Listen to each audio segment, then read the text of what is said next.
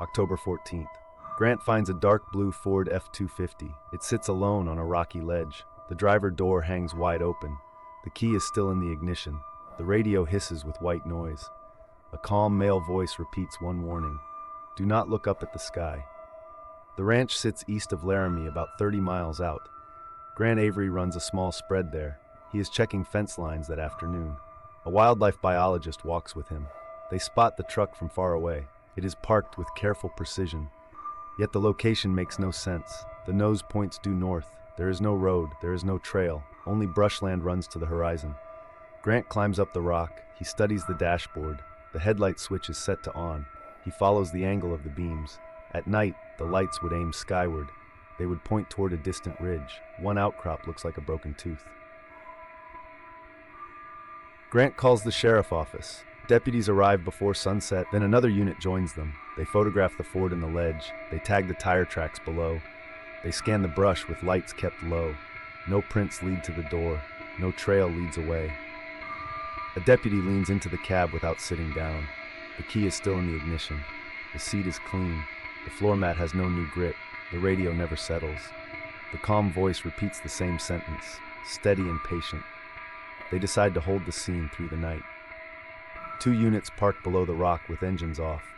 They watch the open door in a handheld scope, then switch to thermal. The cab stays cold and empty. Near midnight, the static changes cadence.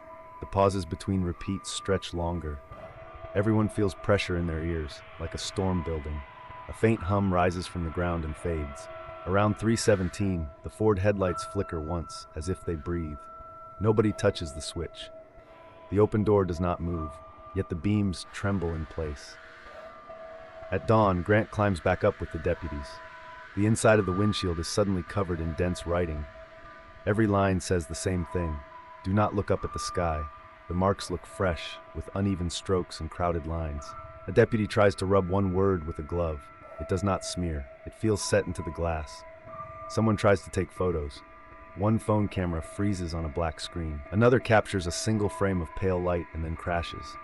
Nobody says what they think it resembles. More people arrive as word spreads. By late afternoon, one volunteer does not return from the brush. His radio clicks once, then plays the warning on a loop. They find boot prints that end in bare dirt with no next step. Night brings more vehicles. A second truck appears along a dry wash.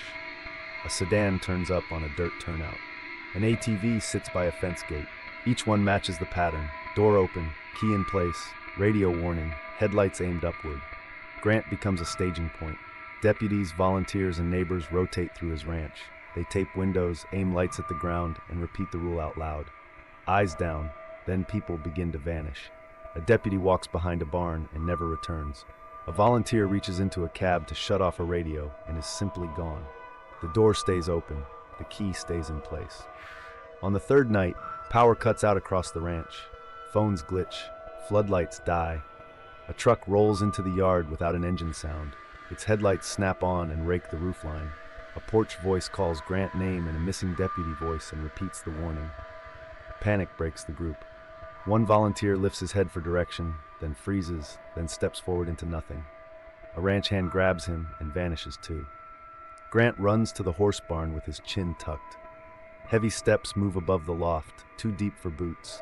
A voice outside imitates the wildlife biologist, begging him to open the door while repeating the warning in perfect rhythm. The voice laughs in stacked tones. Grant climbs into the root cellar and pulls the hatch shut. Above him, the heavy steps pause over the boards as the warning shifts from the yard into his skull. Morning arrives with brittle light. The power returns without a reset. Grant climbs out of the root cellar. The ranch is wrong in a quiet way. Vehicles that filled the yard are gone. Footprints that should crisscross the dirt are missing. Even the barn dust looks undisturbed. Grant drives to the sheriff office. The building is open but half lit.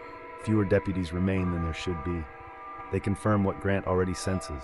More people are missing. Some vanished near vehicles. Some vanished inside their own homes. In several places, a radio was found playing the warning on a loop. Search teams return to the ledge. The Ford is there again, exactly placed. The writing still coats the windshield. The letters look deeper now, more like an etch than ink. They find the missing truck owner inside his own vehicle miles away. causes cardiac arrest. His eyes are open and fixed upward. The wildlife biologist is still missing. Her phone logs show offline for days, yet Grant remembers her voice at night, close and clear. A quiet visitor arrives in a plain vehicle with government plates. No full name, no badges shown long. He speaks with the sheriff office in a closed room, then asks to speak to Grant alone. He shows a file worn at the corners. Cases across decades, different counties, same pattern. Doors open, keys in place, radios warning, headlights aimed upward. He speaks about observation. He uses careful language. The entities exist in a quantum state. They become more real when observed. Attention collapses them into solidity. Observation is fuel. Vehicles act as conduits. Radios pull ears. Headlights pull eyes. The beam into the sky forces a choice. Grant asks what happens when someone looks. The visitor says geometry loosens. Time slips. The sky becomes a doorway that only opens when watched. Grant thinks of his ceiling seam bending. He thinks of the volunteer who took one step and then no second step. The visitor warns Grant to reduce observation. Curtains closed, no mirrors facing windows, no porch lights, no reflective metal left outside. Grant returns home before dusk. The ranch feels too exposed. The horizon line feels too sharp. That night, the hum begins earlier. It rises from the north, from the direction of the Broken Tooth Ridge. Grant stays inside with every curtain drawn. He sits on the floor away from windows. He keeps his gaze on the wood planks. Then the radio turns on by itself. The voice is not calm anymore. It is softer, closer, intimate. Grant does not own that radio. The warning repeats, but now it sounds like an invitation. Do not look up at the sky. Something knocks once on the roof. Not a branch, not hail. A single heavy touch as if testing. The ceiling seam above Grant bends again, deeper this time. The boards do not creak. They simply shift, as if the room is being remeasured. Grant crawls toward the hallway, eyes down, hand feeling the floor. The hum thickens until it feels like pressure on his teeth. A line of light appears under the front door, too bright, too clean. It widens as if the door is opening. Grant keeps his eyes on the baseboard. He speaks to himself to stay anchored. Then his shadow moves the wrong way. It stretches upward along the wall, climbing toward the ceiling while Grant stays low. The last thing Grant hears is his own voice from the porch, perfectly imitated, repeating the warning with calm patience. Do not look up at the sky. After that night, the ranch sits dark and silent. The curtains are either all shut tight or all pulled open, depending on who you ask. Some say Grant left without a trace. Some say he is still inside, sitting on the floor with his eyes down. Nobody is willing to stand in the yard long enough to find out. What do you think happened to Grant? Comment your theory, then like and subscribe for the next report.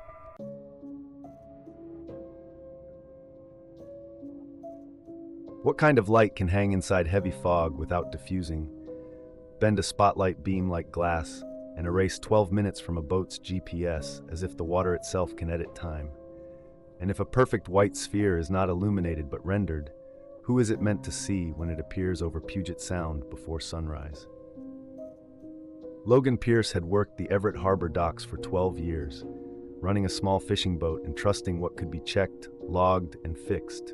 Engines, tide charts, weather windows, and hard numbers that did not care about belief. On November 8th last year, a canceled salmon charter left his boat fueled and ready, and Dylan Mercer, a calm marina maintenance worker with long sea experience, talked him into a quick run to check crab pots near Jetty Island. They cast off at 5:47 a.m. into thick fog and cold air, and Logan logged the time as always, but within minutes the sound felt staged. Because the harbor sounds vanished, birds were absent, and even the fog seemed too uniform, like a curtain pulled across the water for privacy.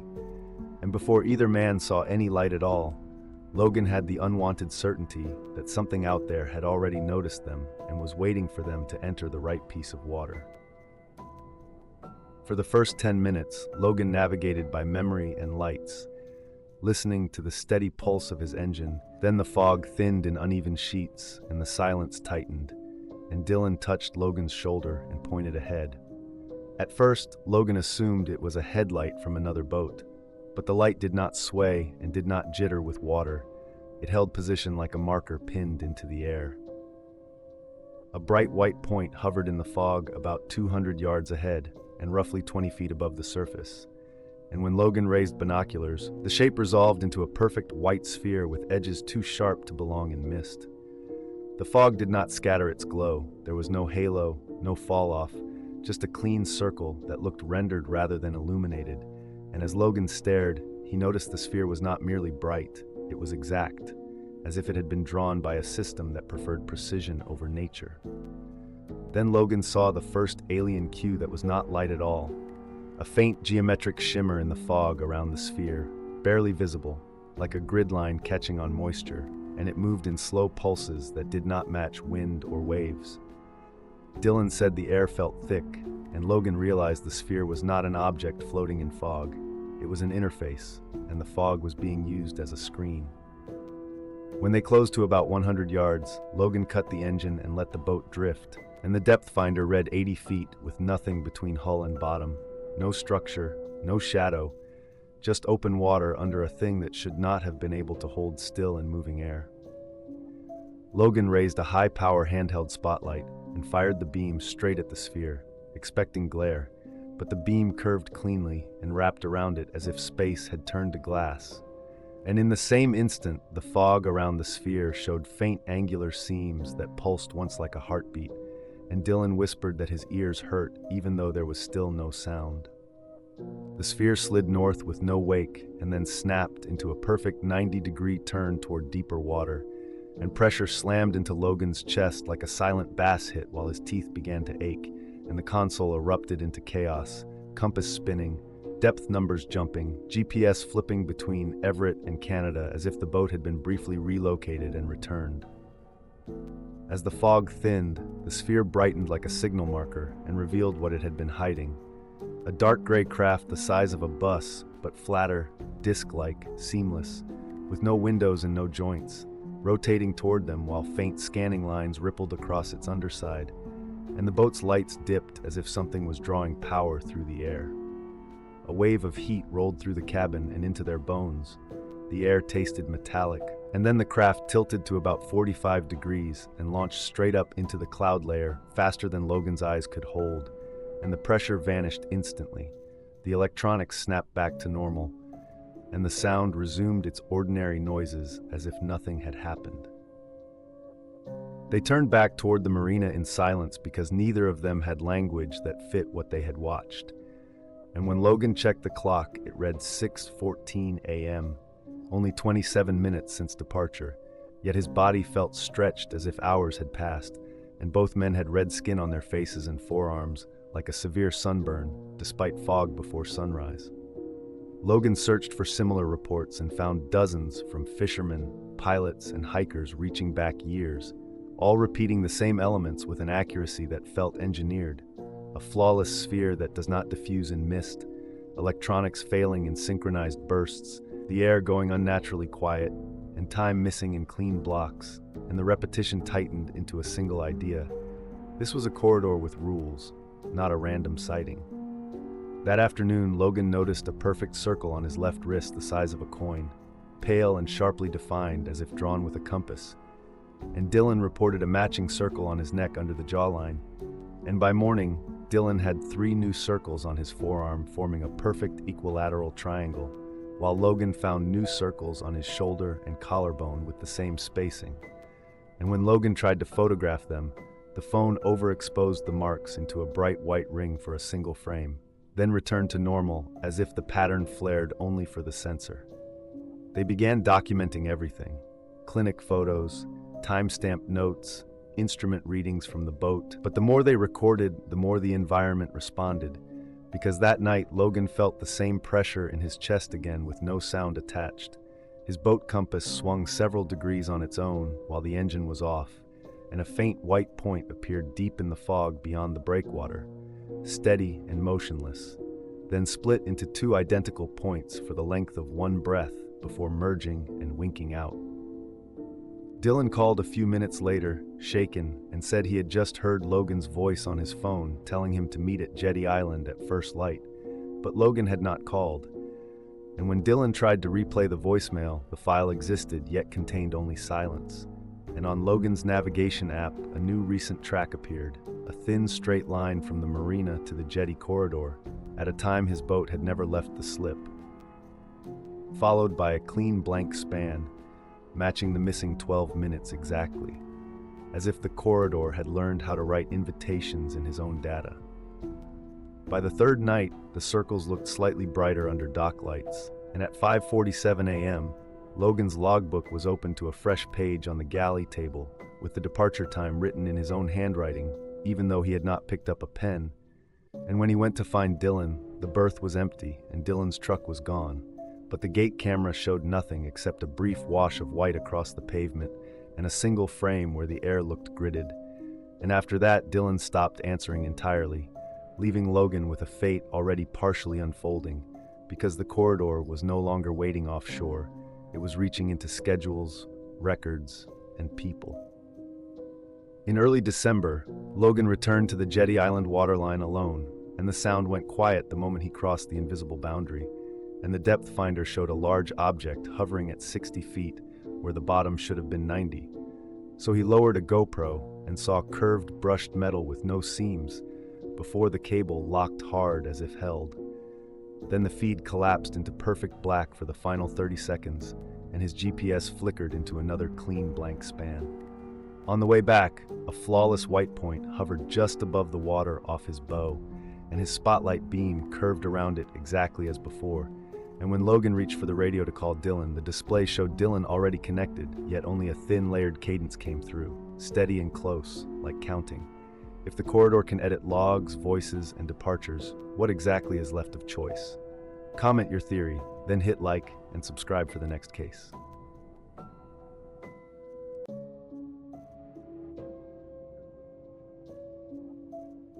What kind of light can melt a perfect circle in snow without registering as heat, shut down a diesel tanker's entire electrical system except the headlights, and then carve symbols into glass that never fade even after the ice is gone? And if those same symbols later appear pulsing inside an oil pipeline like coded coordinates, who exactly is trying to communicate through the storm? 3 weeks after the Dalton Road incident, Gideon Merrick walked the pipeline corridor with a thermal camera and a checklist mindset, expecting nothing but cold gradients and ordinary faults. Yet he carried a single detail from a driver's report that would not leave him alone. An orange light that did not behave like fire, and symbols that survived ice. The corridor around him felt too quiet for open Alaska, and his CB scan picked up short rhythmic bursts that sounded less like interference and more like something testing the channel. Gideon's thermal display found the first anomaly before his eyes did, a clean orange point hovering about 3 feet above the snow, perfectly defined and unaffected by wind-driven flakes, and directly beneath it, the snow had melted into a flawless circle, yet the thermal readout showed no heat source at all. He moved closer and watched the circle widen by a few inches in a smooth, perfect ring, as if the snow was following an instruction rather than melting, and his headset filled with a low tone that he felt in his teeth and ribs more than he heard. More orange points appeared in mirrored pairs along the right-of-way, spaced with deliberate regularity.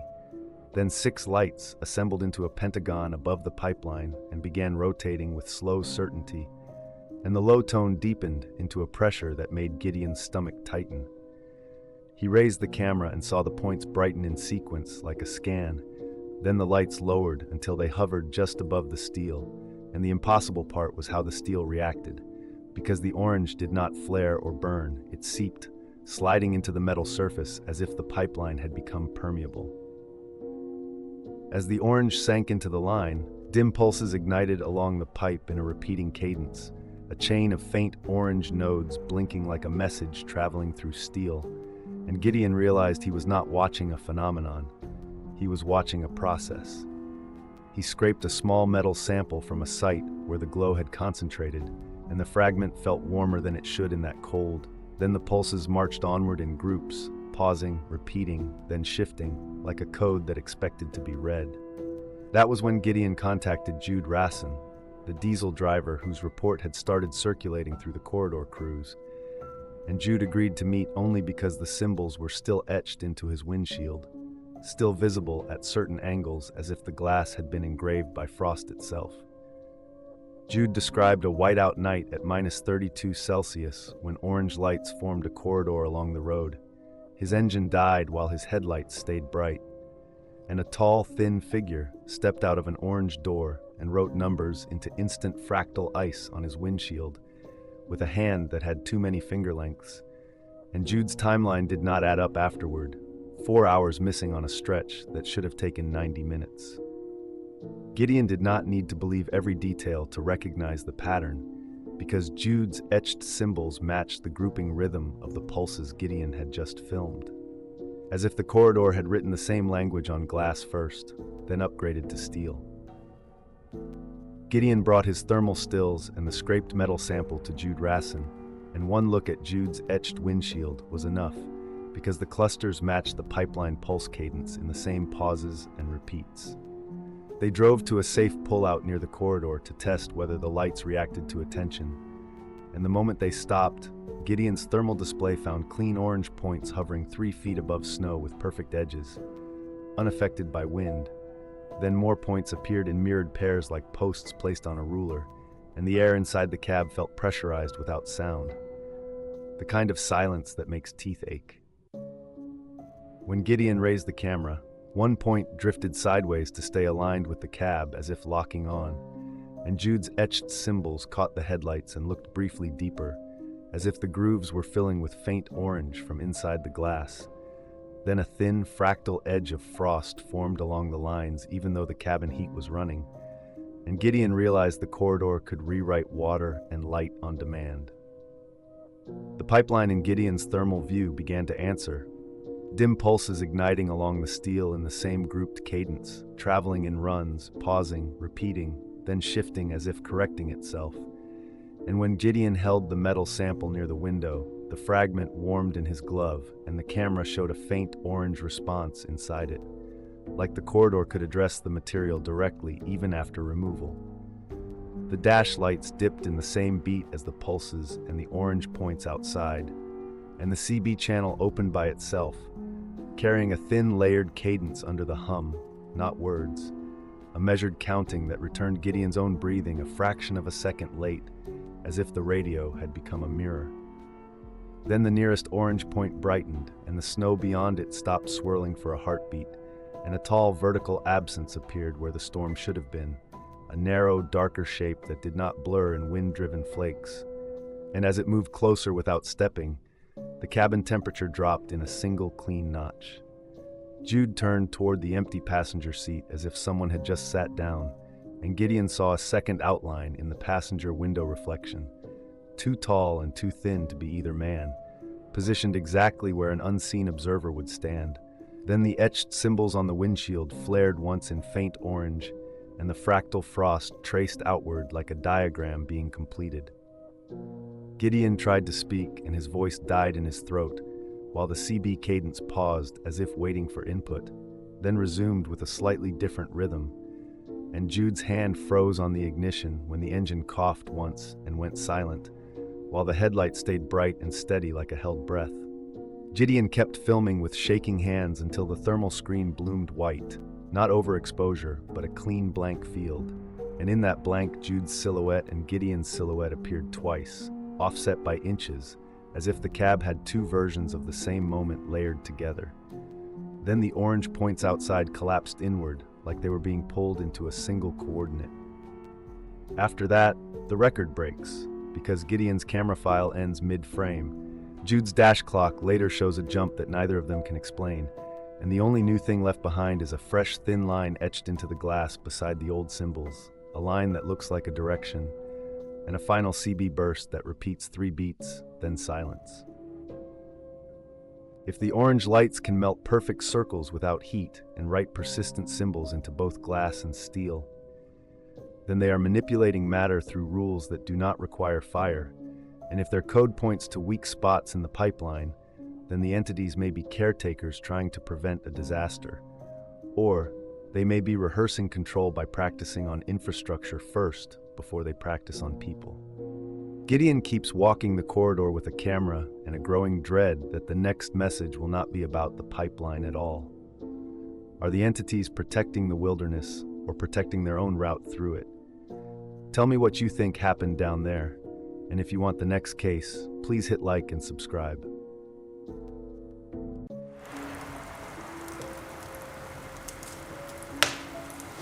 The last transmission from St. Lawrence Island was not a report, it was a warning. They are here, so many. And then the station went silent as if someone had removed it from the world. When Morgan Hale arrived months later, the power was on, the coffee was still there, and the security footage showed 7 seconds where snow stopped falling, and the staff stood frozen like statues before vanishing out of the frame. In the winter of 2019, Arctic Station Echo sat in northern Alaska, about 60 miles from the nearest settlement, and Morgan Hale commanded it with the disciplined calm of a veteran Air Force pilot who had spent 15 years trusting procedures more than instincts. The outpost watched the sky with the long-range ANFPS-117 radar until the routine broke into clean interruptions, radar ghosts that blinked in and out at precise intervals, and a faint blue-white shimmer on the horizon that no aurora forecast predicted. Tyler Kovac called Hale to the console because the returns were not behaving like weather and not behaving like aircraft, and the first detail that tightened Hale's focus was geometry, because the tracks did not smear or drift, they appeared and vanished like a diagram being tested. Outside, the sky looked empty, yet the station radio caught a thin harmonic tone under the noise, and Hale felt the uneasy certainty that whatever was out there was not lost. It was probing, checking which sensors reacted, and which humans would step into -40 air to confirm what the radar insisted was real. Tyler tracked the contact as it blinked in and out in clean intervals, returning to the same point with a precision that felt deliberate, and each reappearance came with impossible jumps, 8,000 to 20,000 feet, dead stop to over 500 knots. Then it settled into a perfect 5-mile radius circle around the station like a compass drawing on the sky. There was no transponder, no radio call, and no wind smear, and the return was so sharp it felt less like reflection and more like something allowing itself to be seen.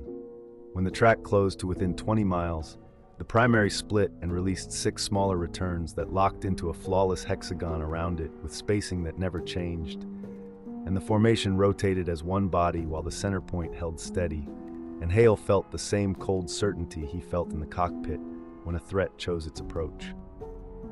He stepped outside with night optics into -40 air and saw it at last. A blue-white ring pulsing like breath with 6 colder points riding its perimeter, and the whole structure slid across the stars without acceleration, as if inertia did not apply. Then the ring dropped toward 3,000 feet, and the pulse quickened once, and everything cut out at the same instant, radar clean, sky empty, radio silent, leaving Hale staring at darkness that felt staged. Because the disappearance was too perfect to be escape, it was a shutdown. Hale spent 3 hours writing a detailed report with times, ranges, speed brackets, altitude jumps, and the hexagon formation, sending it through secure channels to Elmendorf and onward to NORAD, and he expected either silence or skepticism, but the response arrived as action instead of words.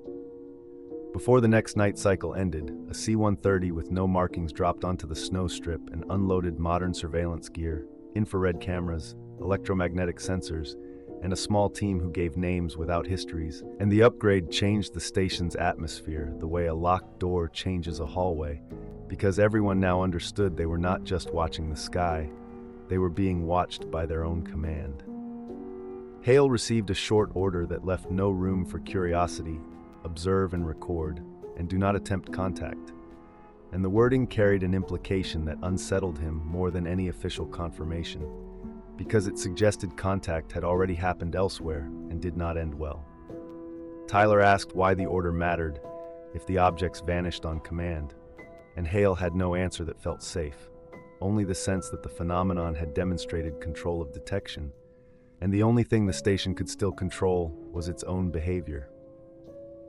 Months later, a monitoring station on St. Lawrence Island in the Bering Sea went silent after a final message that arrived stripped of professionalism and full of fear. They are here, so many, and the abruptness triggered a response that pulled Hale into the field alongside a small team assembled in haste, people who asked for sensor data first and names second. When their aircraft arrived, the station was powered, doors intact, equipment running, coffee left in cups, and 6 personnel missing with no tracks that made sense.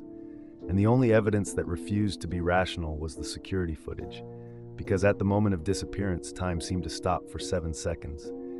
Snowflakes hung suspended mid-fall. A dangling cable froze mid-sway. The staff stood motionless like statues, and then the frame jumped and they were gone, leaving the room unchanged except for the absence of people.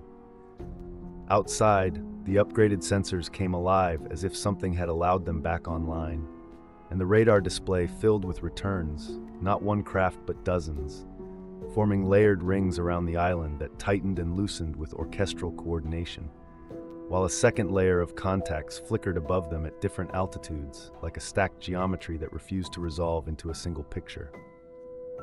Through night optics, Hale saw the sky populate with cold points of light that moved without visible acceleration, sliding into new positions like pieces on a board, and then a larger structure descended to within 1,000 feet of the station.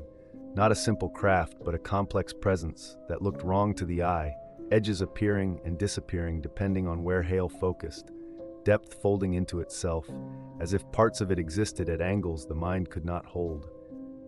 And beneath it, the snowfield brightened in faint hexagonal cells that pulsed in sync with the surrounding fleet.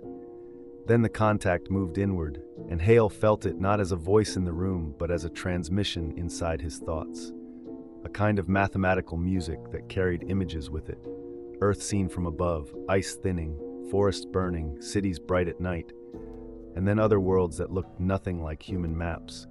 And the message was not a sentence, but an understanding pressed whole into his mind, that these beings had observed humanity for a long time, and that the planet's trajectory mattered to them for reasons they did not fully explain. Several members of the team staggered or gripped the table as if the images had weight, and on a monitor the station's personnel roster flickered as if being rewritten, names blinking in and out like radar returns. And Hale realized the phenomenon was not limited by location, it was moving through systems, attention, and memory. When the transmission eased, the island was still encircled, the fleet holding position with impossible precision, and inside the station, the cameras captured only more absence. Chairs slightly shifted, a half-written note on a clipboard that ended mid-word, and a thin layer of frost fractals spreading across the inner window glass in deliberate geometric branching. The missing staff did not walk back into frame. No footsteps approached. No voices returned on the internal radios, only the sense that the station had been processed and left running like a device. Hale stood in a room full of power and equipment and felt the cold truth settle. Whatever took them could also decide whether returning them served its purpose, and the silence that followed felt less like an accident and more like an answer. After St. Lawrence, the official story became silence. But inside that silence, a new structure formed. Project Aurora, a compartmented effort to collect data, compare patterns, and prepare for a future contact that might not be optional.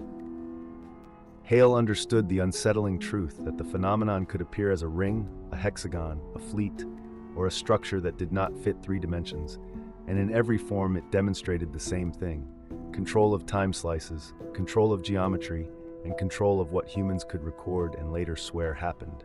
If the beings can pause 7 seconds of falling snow, surround an island with stacked formations, and leave a staff station running without the staff, are they studying us, warning us, or practicing the mechanics of taking without giving back? Leave your theory in the comments, and if you want the next case, hit like and subscribe.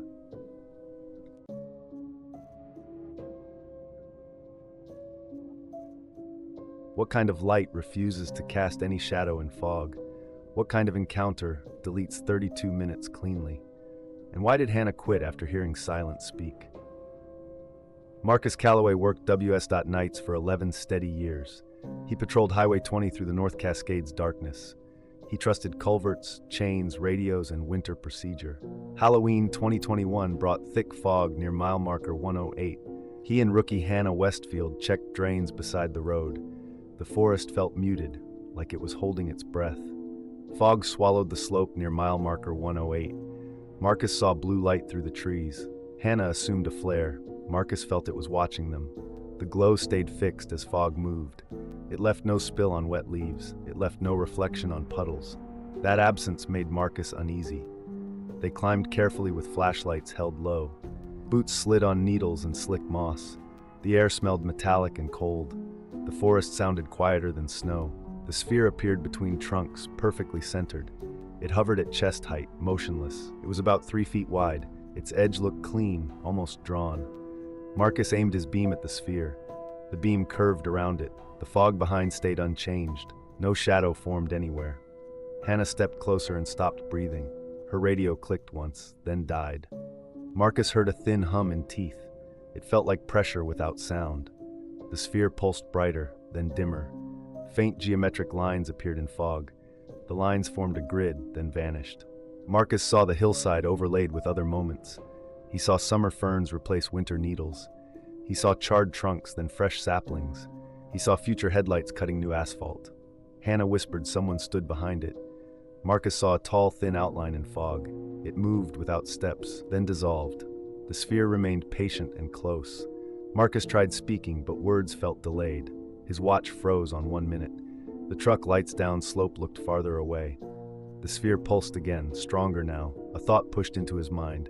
It showed caves under the mountain, glowing faintly. It showed slender figures moving in silence. Hannah grabbed Marcus and pulled hard. Her glove brushed fog beside the sphere. The air felt colder, like water. Her fingers went numb instantly. They backed downhill, never turning away.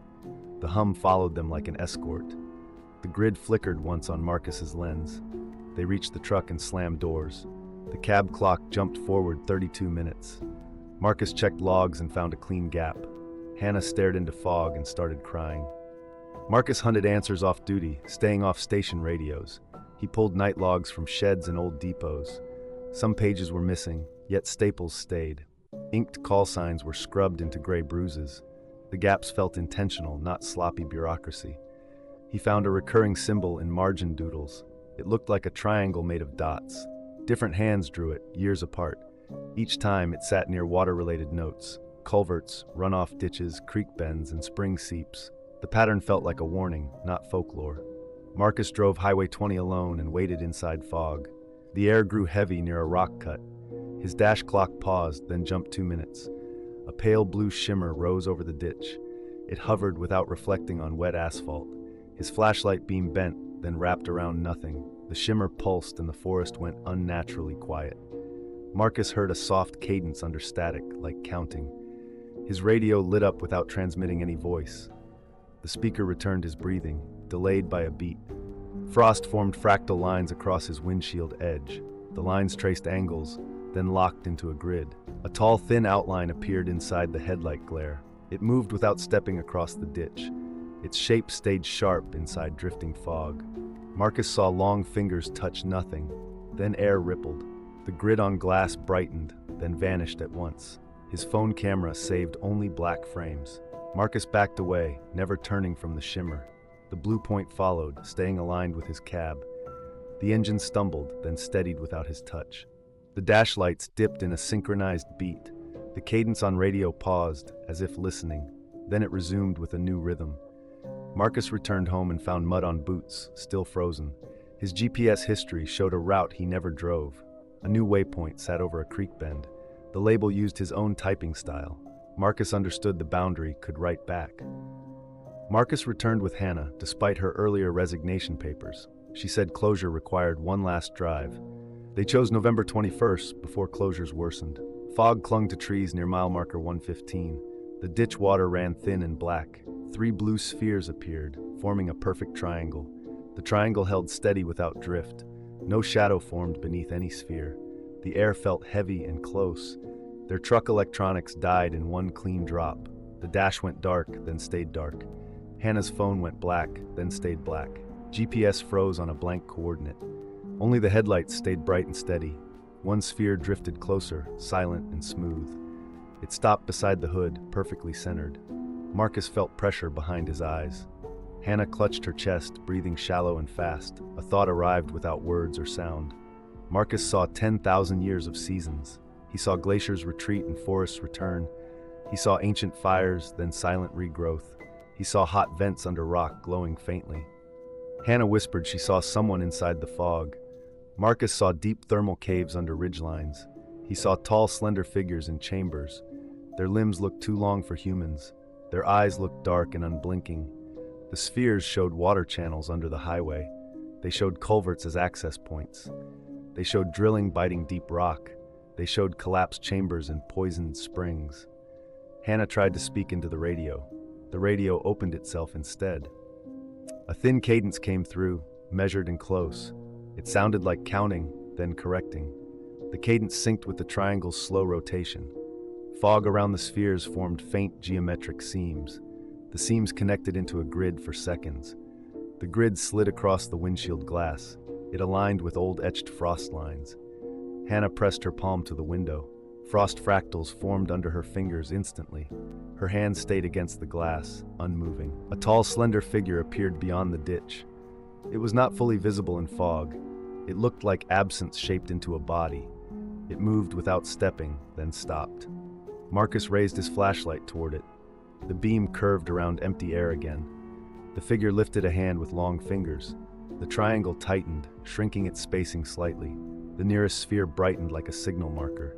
Hannah's breath fogged the glass, then stopped. Marcus called her name, but sound felt swallowed. Her outline blurred, then doubled in the headlight glare. For one heartbeat, two Hannahs overlapped. Then the passenger seat was empty. The seatbelt lay buckled, still warm. A blizzard hit without warning, drowning the road. A huge geometric structure settled onto the highway. Its edges looked sharp, then soft, then sharp. The structure hovered without sound or wind. The humanoid figure stepped out beside it. It stood tall and slender in blowing snow.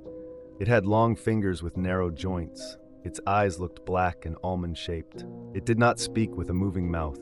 The warning arrived inside Marcus's thoughts. We are not invaders. We live here. Respect this boundary or consequences follow.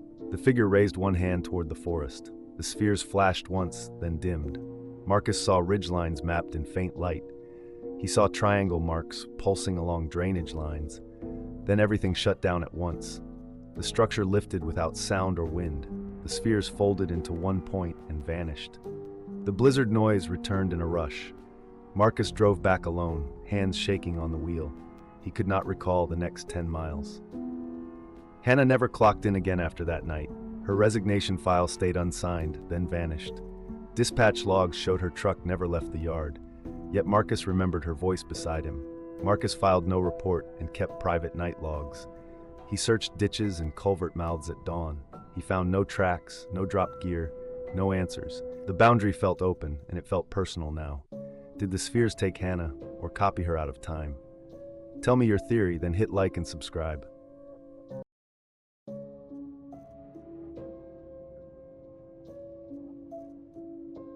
Radar showed nothing, yet Derek saw it clearly. A white point hung low with a blue rim. Then it jumped like missing film frames. Each jump crushed his chest from the inside. Derek Haynes was 34 and careful by habit.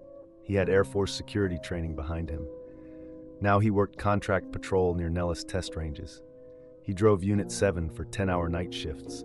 He watched fences, trails, and boundary markers. He wrote clean logs and avoided rumors. But rumors lived here anyway, in low valleys. Contractors spoke of lights without sound. They spoke of chest pressure and missing minutes. Derek ignored them until November 14th. He started at 1,800 hours and rolled out. He headed toward Checkpoint 2 on low hills. The sky looked clear, yet the air felt wrong. A single white point sat low above the ridgeline. It was too low for stars. It was too high for towers. It did not blink or drift. Derek eased the F-250 and watched longer. The point stayed fixed like a pin in black cloth. He called dispatch and asked for range radar. Range radar reported empty sky, no tracks. Derek raised binoculars and held his breath. The point carried a faint blue rim. The rim looked like welding sparks, yet steady. There was no strobe pattern, no navigation rhythm, no engine sound reached the hills, no rotor chop, no distant jet whine. The silence felt deliberate, not accidental. He checked landmarks and confirmed the angle twice. The point stayed exactly above the same notch. Then the air changed without wind. Derek felt pressure around his ears. His skin tingled under his collar. The binocular view sharpened for 1 second. He saw a thin circular edge around the light. The point vanished cleanly, no fade, no streak. The blue rim blinked once, then nothing. Derek watched for any reappearance. The sky remained empty and indifferent. His radio carried only normal range chatter, yet his chest still felt tight. He completed the patrol route and returned to the break area. Another contractor was parked there, engine idling. Derek mentioned the white point without leading questions. The contractor described the same blue rim, same height. Their radio logs also showed empty sky reports.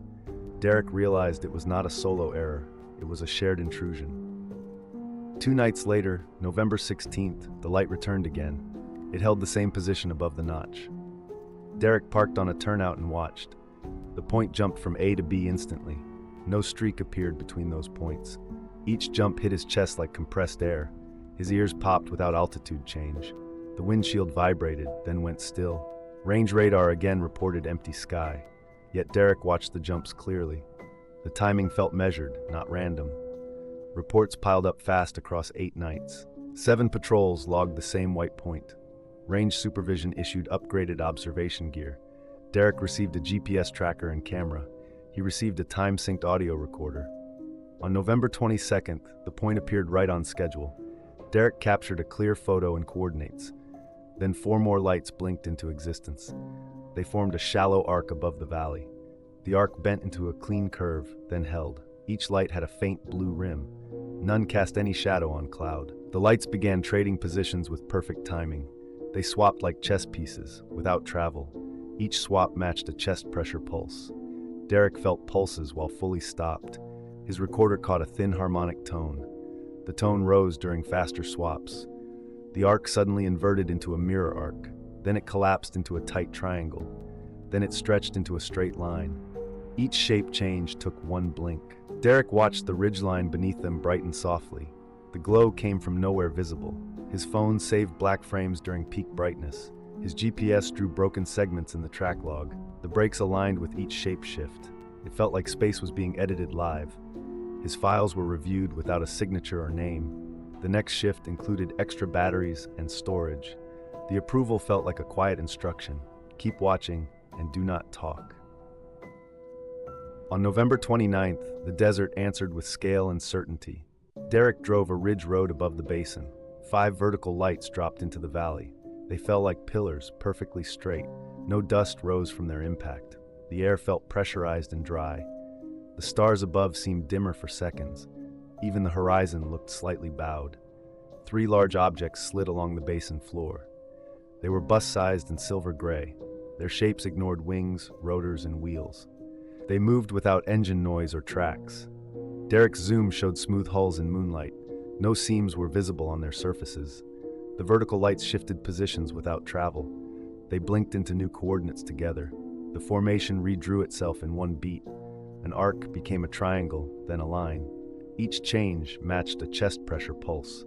Derek's ribs tightened with every swap. His ears popped without any altitude change. His headlights reflected nothing from the pillars. His windshield vibrated, then went perfectly still. Figures appeared near the landed objects, 12 to 15. They looked humanoid, yet proportioned wrong. Arms hung too long, with narrow-jointed fingers. Heads looked elongated, with black almond eyes. Skin looked pale gray, with a wet matte sheen. Their movement was smooth, efficient, and synchronized.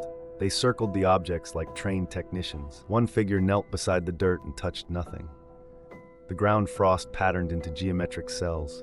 The cells pulsed faintly, then faded. Another figure looked toward Derek's truck lights. Derek felt seen, despite distance and clear air. Derek raised the camera and recorded steadily. The internal pressure became rhythmic and deliberate. Each pulse matched a light repositioning above the valley. His radio hissed, then formed a clipped cadence. It sounded like commands without language. The cadence paused, then resumed with corrections. Derek watched his GPS screen flicker, then blank. The clock on his dash froze, then jumped ahead. His camera preview showed 2 basins, slightly misaligned. He blinked, and the misalignment remained. A narrow beam rose from the nearest pillar. The beam connected to a silver hull briefly. The hull edge shimmered, then became razor clear. One figure lifted its hand toward the beam. The beam dimmed, then shifted sideways instantly.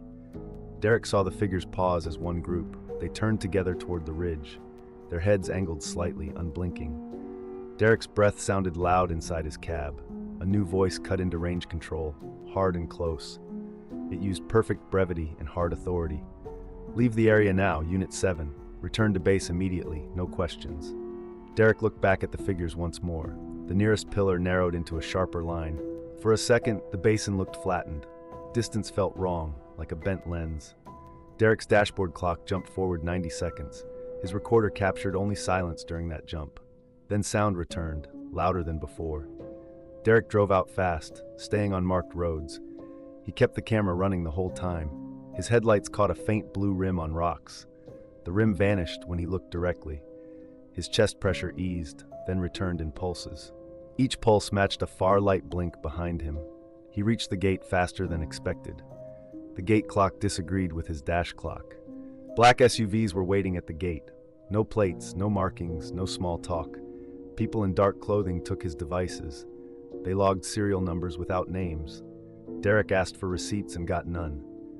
One person asked about chest pressure symptoms. Another asked about the counting cadence. Derek realized they expected his exact answers. Back in his quarters, the pressure lingered for hours. His ears rang with the same thin tone. When he closed his eyes, he saw geometry. He saw arcs collapsing into triangles and lines. He saw pale figures circling silver hulls. He wondered if he was dismissed or recruited. 3 weeks later, Derek was summoned for a closed debrief. His photos appeared on a table, already labeled. They used the term NHE without explanation. They blamed radar blindness on spectrum control. They blamed chest pressure on propulsion effects. They offered Derek a choice and no paperwork. Walk away and forget, or keep watching. Derek chose the second path, despite fear. The lights returned again, more often than before, and Derek learned the range was never empty. Are they hiding here, or training us to accept them? Tell me your theory, then hit like and subscribe.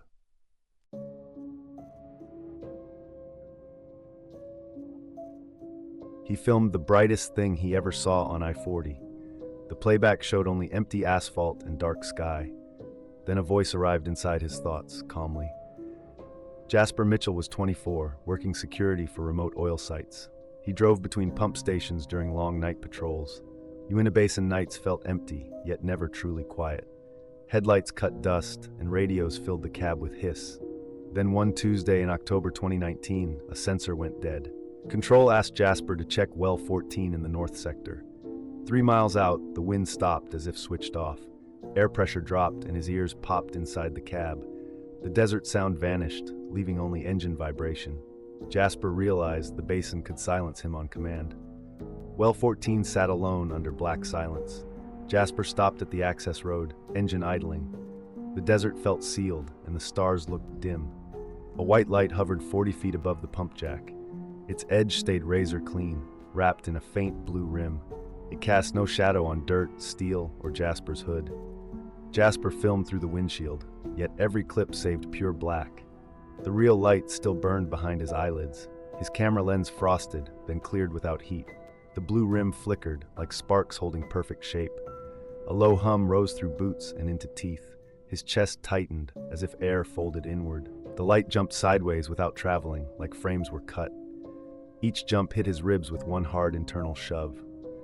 Under the light, a tall, slender outline formed beside metal. Long fingers moved in slow arcs, never touching the pump. The outline turned toward Jasper, and the hum deepened. Jasper stepped out, and the ground felt colder than air. Ozone stung his nose sharp and clean.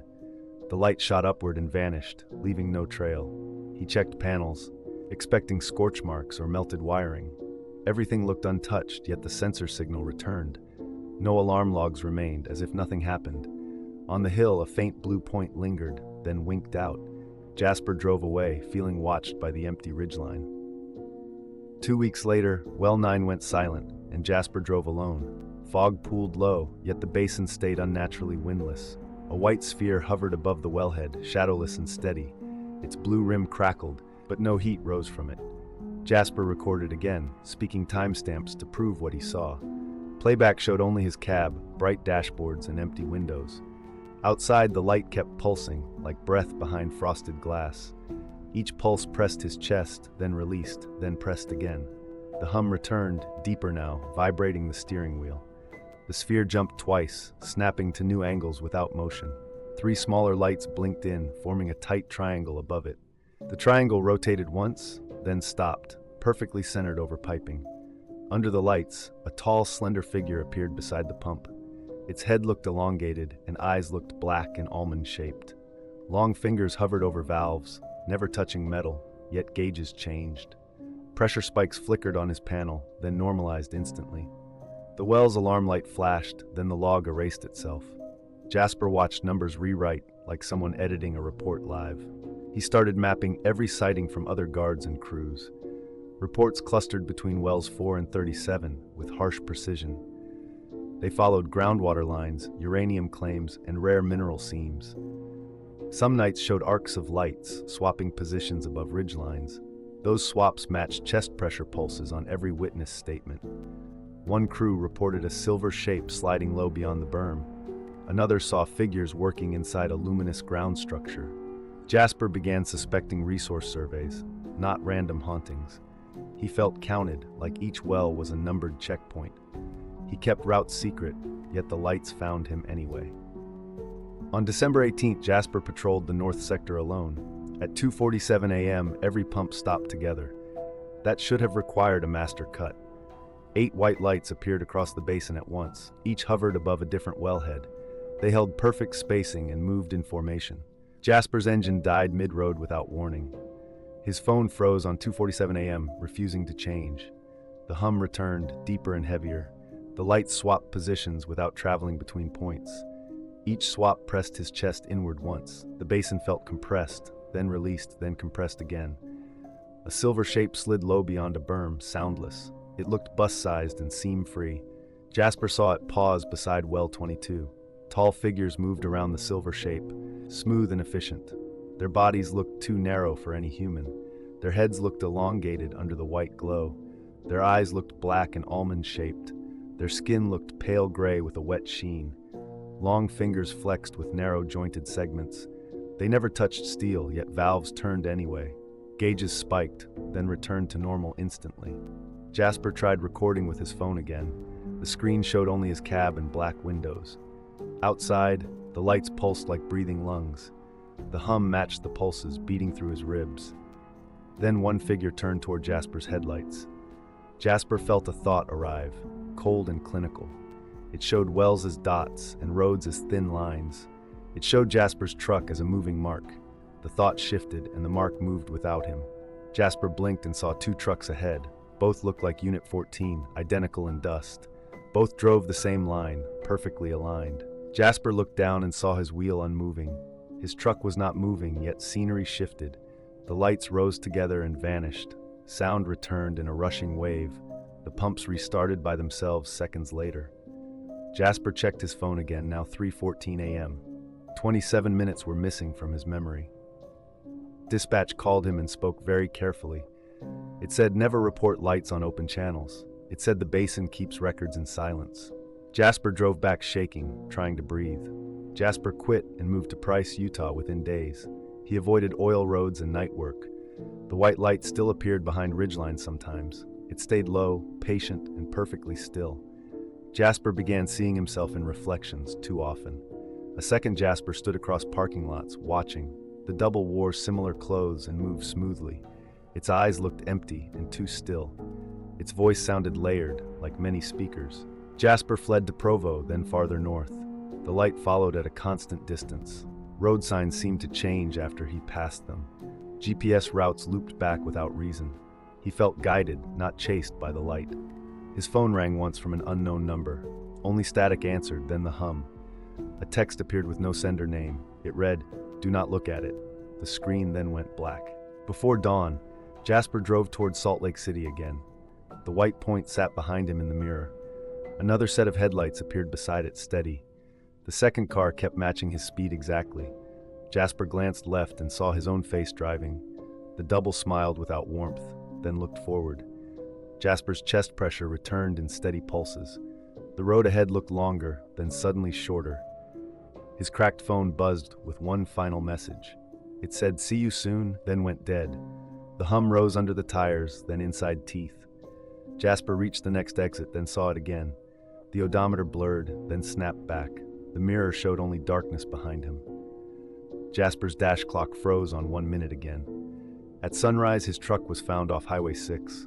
The engine block was still warm. The driver door hung open, swinging slowly.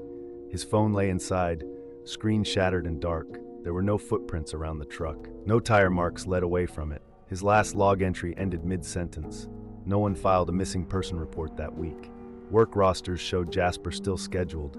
His payroll direct deposit continued for 1 cycle. Messages sent to his number never delivered. The basin stayed silent, as if satisfied. Jasper feared the lights, but feared silence more. He learned denial can be enforced quietly. He watched coworkers ignore impossible failures without blinking.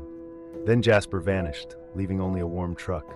If a double can herd you, who arrives afterward? Was Jasper removed, replaced, or archived somewhere nearby? Drop your theory below, then like and subscribe for more cases. The Mojave went silent, and the CB line held its breath.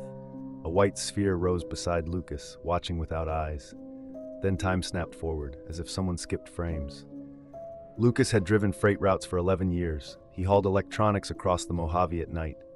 Interstate 40 felt endless, flat, and exposed. The cab smelled like diesel and hot wiring.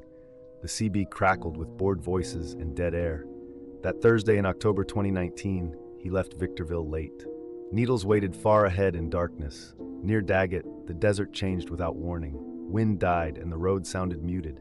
Even the engine felt distant, like it was underwater. Lucas checked mirrors and saw nothing behind him. Around 11:15, wind dropped to nothing. The desert felt muted, like sound got absorbed. Lucas saw dust hang in beams, then fall straight down.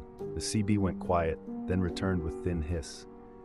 A westbound rig passed, headlights flaring in fogless air. An unknown driver broke in on CB, voice tight. He said something sat on the road ahead. Lucas slowed his truck and kept both hands locked. The lane stripe glowed faintly under his beams. A pure white sphere rested on the stripe, perfectly round. It looked 4 feet wide, clean-edged and solid. It cast no shadow on pavement or lane paint. It gave off no heat shimmer at all. Lucas rolled closer, heart pounding behind ribs. The sphere lifted 2 feet, as if noticing him. It hovered without wobble, with a faint blue rim. The rim crackled like welding sparks, yet silent. Lucas raised his phone and filmed through the windshield.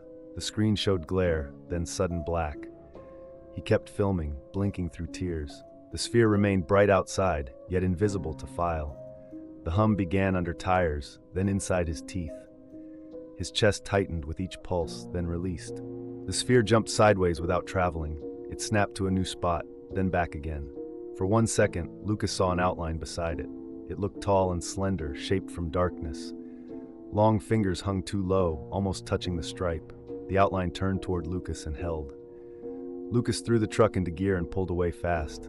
Mirrors showed nothing chasing him, yet the hum followed inside the cab. At a truck stop, Lucas checked the receipt timestamp. His log time disagreed by more than an hour. The gap felt clean, like someone edited tape. 3 days later, the sphere returned near Lello at midnight. No wind moved, and the highway sounded padded and distant. Another driver called it in, voice shaking on CB. Lucas was nearby and turned back to confirm. The white sphere hovered above the center stripe again. Its blue rim flickered, then steadied like a held spark. Lucas filmed through glass, keeping his hands visible. The playback showed empty asphalt and dark horizon. The sphere split into 2 matching spheres, clean and silent. They separated without traveling through the space between.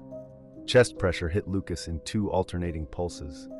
The hum vibrated the seat frame and steering column. A tall, slender outline appeared between the 2 lights. It looked too narrow to be human. Long fingers unfolded, then folded again, slowly. The outline faced Lucas, then dissolved into the glow. Lucas checked his dash clock and felt sick. 90 minutes were missing, cleanly removed. By late October, drivers reported spheres across the Mojave segment. They described shadowless light resting on lane stripes. Some described silent arcs above ridgelines, swapping positions instantly. One driver recorded from his cab near Amboy. The video showed an empty road, despite blinding light outside. On November 17th, the northern horizon flared white in waves. The waves rolled without sound across distant ridges. Lucas stopped with other trucks and watched, frozen. Dozens of spheres formed a curved lattice in the sky. A few tall figures stood on the shoulder line, motionless. Their black eyes reflected no headlights at all. When Lucas moved again, 4 hours were missing. A month later, Dustin drove the shortcut again after midnight. The air went still near the same mile stretch. Temperature dropped fast inside the cab. The engine died cleanly, without any struggle. 2 spheres appeared first, then 4 more. They formed a wide arc around the truck. Tall figures stepped from the dim glow quietly. More figures followed, lining the shoulder and median. They were thin, too tall, and perfectly balanced. Their heads were elongated and smooth. Their eyes were black and almond-shaped. Their skin looked pale gray with a matte, wet sheen. Long fingers flexed with narrow-jointed segments. They moved with smooth, efficient precision. One figure stood in the lane, centered in headlights. It raised a hand, and Dustin stopped breathing. The hum pressed into his ribs in steady pulses. Frost flowered again across the windshield in fractal geometry. Symbols formed within the frost, drawn by hovering fingertips. A voice entered his mind, cold and exact. "You are marked, you will remember." The figures stepped closer without footfalls. They surrounded the cab like a quiet ring. Dustin watched a finger point at his chest. Another finger pointed at his throat. Another finger pointed at his forehead. The spheres brightened once, then dimmed to a low glow. The dashboard clock froze, then jumped ahead in blocks. Dustin woke at a rest stop, shaking hard. 6 hours were missing from receipts and device logs. His cab smelled like ozone and cold metal. His tongue tasted like pennies for hours. The hum lingered behind his eyes all day. A quiet research circle found him through trucker channels. They asked for his receipts and dash logs. They shared reports and symptom lists in plain envelopes. They warned him to avoid mirrors after encounters. Many witnesses had headaches, tinnitus, and memory gaps afterward. Some had triangular scars in mirrored placement. Some heard tones in teeth for weeks. Some saw doubles in reflective glass. One man forgot his own address for days. During a fourth encounter, 6 spheres formed a ring over desert ground. The ring opened like an iris without any sound. 5 or 6 entities appeared inside the opening. They stood taller than before, with longer arms. Their fingers fanned wider, counting invisible measures. A sequence of images hit Dustin without warning. He saw grids of roads and moving vehicles. He saw human faces fading into blank calm. He saw a boundary folding between places. The entities sent one clear concept into his mind. Time is ending. Choice is required. The hum became a heavy pressure, then weightlessness. 2 days later, Dustin woke in a Las Vegas hospital. He remembered a beam and a falling sensation. Doctors found fine white dust in his clothes. His phone held black frames and broken time codes. After that, encounters stopped for 6 months. Then Nevada lost power statewide for 47 minutes.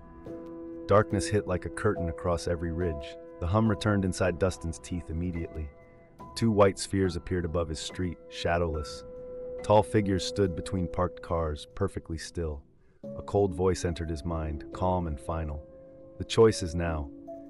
Neighbors later reported his porch light blinking without power. A door camera saved only black frames that night. When power returned, Dustin was gone. His truck sat idling in the driveway, warm. The driver door hung open, swinging slowly. No footprints marked the dust outside. His receipts folder lay on the seat, neatly stacked. The last note inside read 47, then stopped. No one confirmed where Lucas went after Nevada that week. Dispatch showed normal pings, then sudden blank gaps. His phone never rang again afterward. His last log ended mid-sentence, then stopped. If spheres follow you home, what comes next? Do they erase, replace, or relocate witnesses? Share your theory, then like and subscribe for the next case.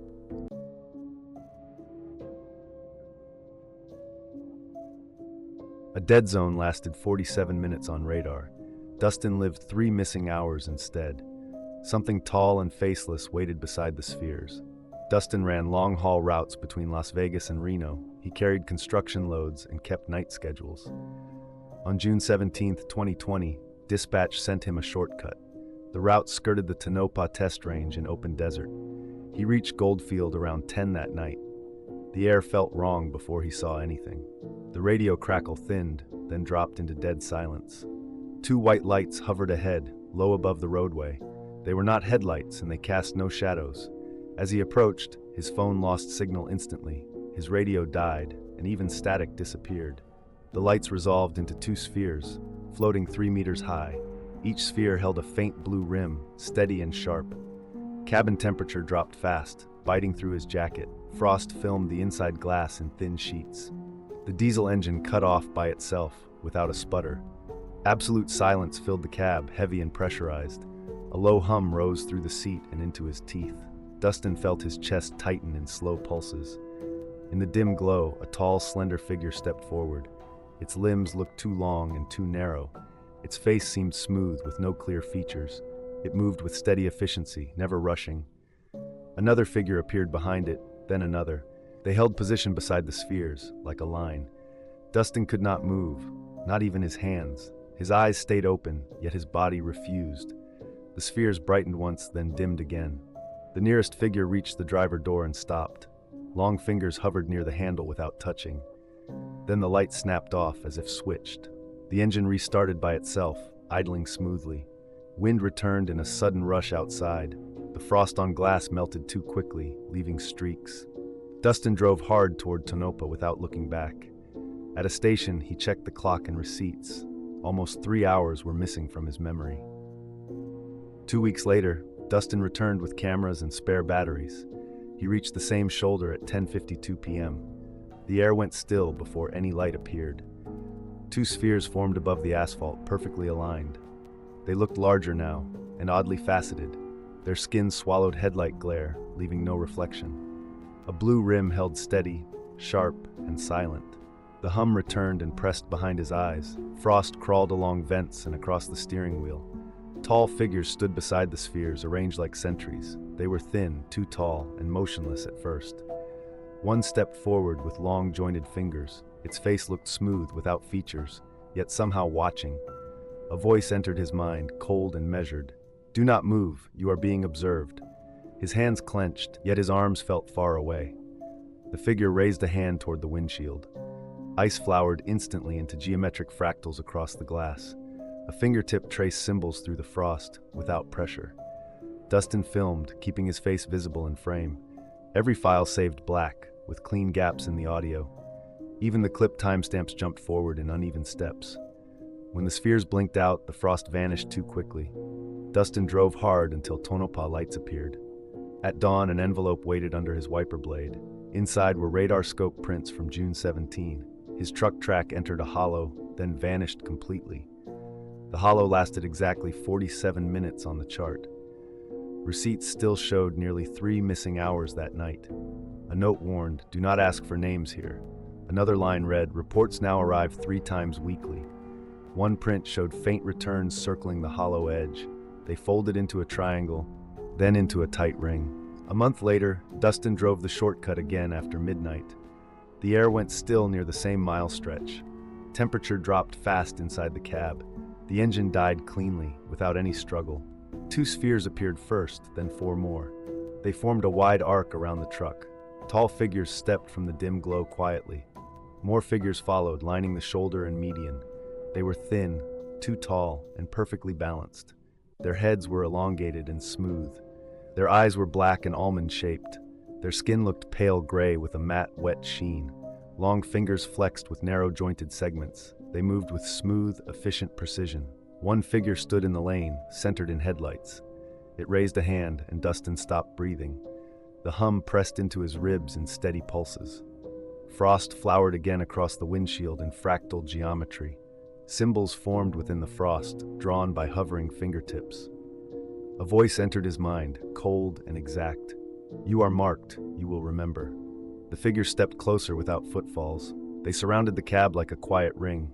Dustin watched a finger point at his chest. Another finger pointed at his throat. Another finger pointed at his forehead. The spheres brightened once, then dimmed to a low glow. The dashboard clock froze, then jumped ahead in blocks. Dustin woke at a rest stop, shaking hard. 6 hours were missing from receipts and device logs. His cab smelled like ozone and cold metal. His tongue tasted like pennies for hours. The hum lingered behind his eyes all day. A quiet research circle found him through trucker channels. They asked for his receipts and dash logs. They shared reports and symptom lists in plain envelopes. They warned him to avoid mirrors after encounters. Many witnesses had headaches, tinnitus, and memory gaps afterward. Some had triangular scars in mirrored placement. Some heard tones in teeth for weeks. Some saw doubles in reflective glass. One man forgot his own address for days. During a fourth encounter, 6 spheres formed a ring over desert ground. The ring opened like an iris, without any sound. 5 or 6 entities appeared inside the opening. They stood taller than before, with longer arms. Their fingers fanned wider, counting invisible measures. A sequence of images hit Dustin without warning. He saw grids of roads and moving vehicles. He saw human faces fading into blank calm. He saw a boundary folding between places. The entities sent one clear concept into his mind. Time is ending, choice is required. The hum became a heavy pressure, then weightlessness. 2 days later, Dustin woke in a Las Vegas hospital. He remembered a beam and a falling sensation. Doctors found fine white dust in his clothes. His phone held black frames and broken time codes. After that, encounters stopped for 6 months. Then Nevada lost power statewide for 47 minutes. Darkness hit like a curtain across every ridge. The hum returned inside Dustin's teeth immediately. 2 white spheres appeared above his street, shadowless. Streetlights stayed dark, yet shadows moved across his driveway. A sphere hovered above the roofline, pulsing like a slow heartbeat. Frost formed geometric petals on his windows, then vanished. The air smelled of ozone and wet stone. Tall figures stood between parked cars, perfectly still. A cold voice entered his mind, calm and final. The choice is now. His phone lit up, showing 10:52 p.m. again. The time display blinked, then froze on the same minute. A tall figure stood at the porch steps, facing inward. Its long fingers traced symbols in air above the railing. Those symbols glowed briefly, then sank into the wood grain. A second figure appeared behind it, matching his height exactly. Its face looked blank, yet familiar in the porch glass. Dustin tried to shout, but his voice stayed trapped. Neighbors later reported his porch light blinking without power. A door camera saved only black frames that night. Inside the cab, the hum rose until his vision shimmered. He later remembered weightlessness and a metallic taste. When power returned, Dustin was gone. His truck sat idling in the driveway, warm. The driver door hung open, swinging slowly. No footprints marked the dust outside. Only a thin line of white dust crossed porch boards. It ended at the door, then continued inside the cab. His steering wheel felt cold, despite the warm engine. The radio hissed a tone, then spoke his name once. His receipts folder lay on the seat, neatly stacked. The tone matched the hum from desert nights. His mailbox held a new envelope, sealed without glue. Inside was a single black frame printed on paper. It showed his porch, empty, with a sphere above. The last note inside read 47, then stopped. Dustin kept every receipt, gap, and black file in one box. After the blackout, that box was all that remained.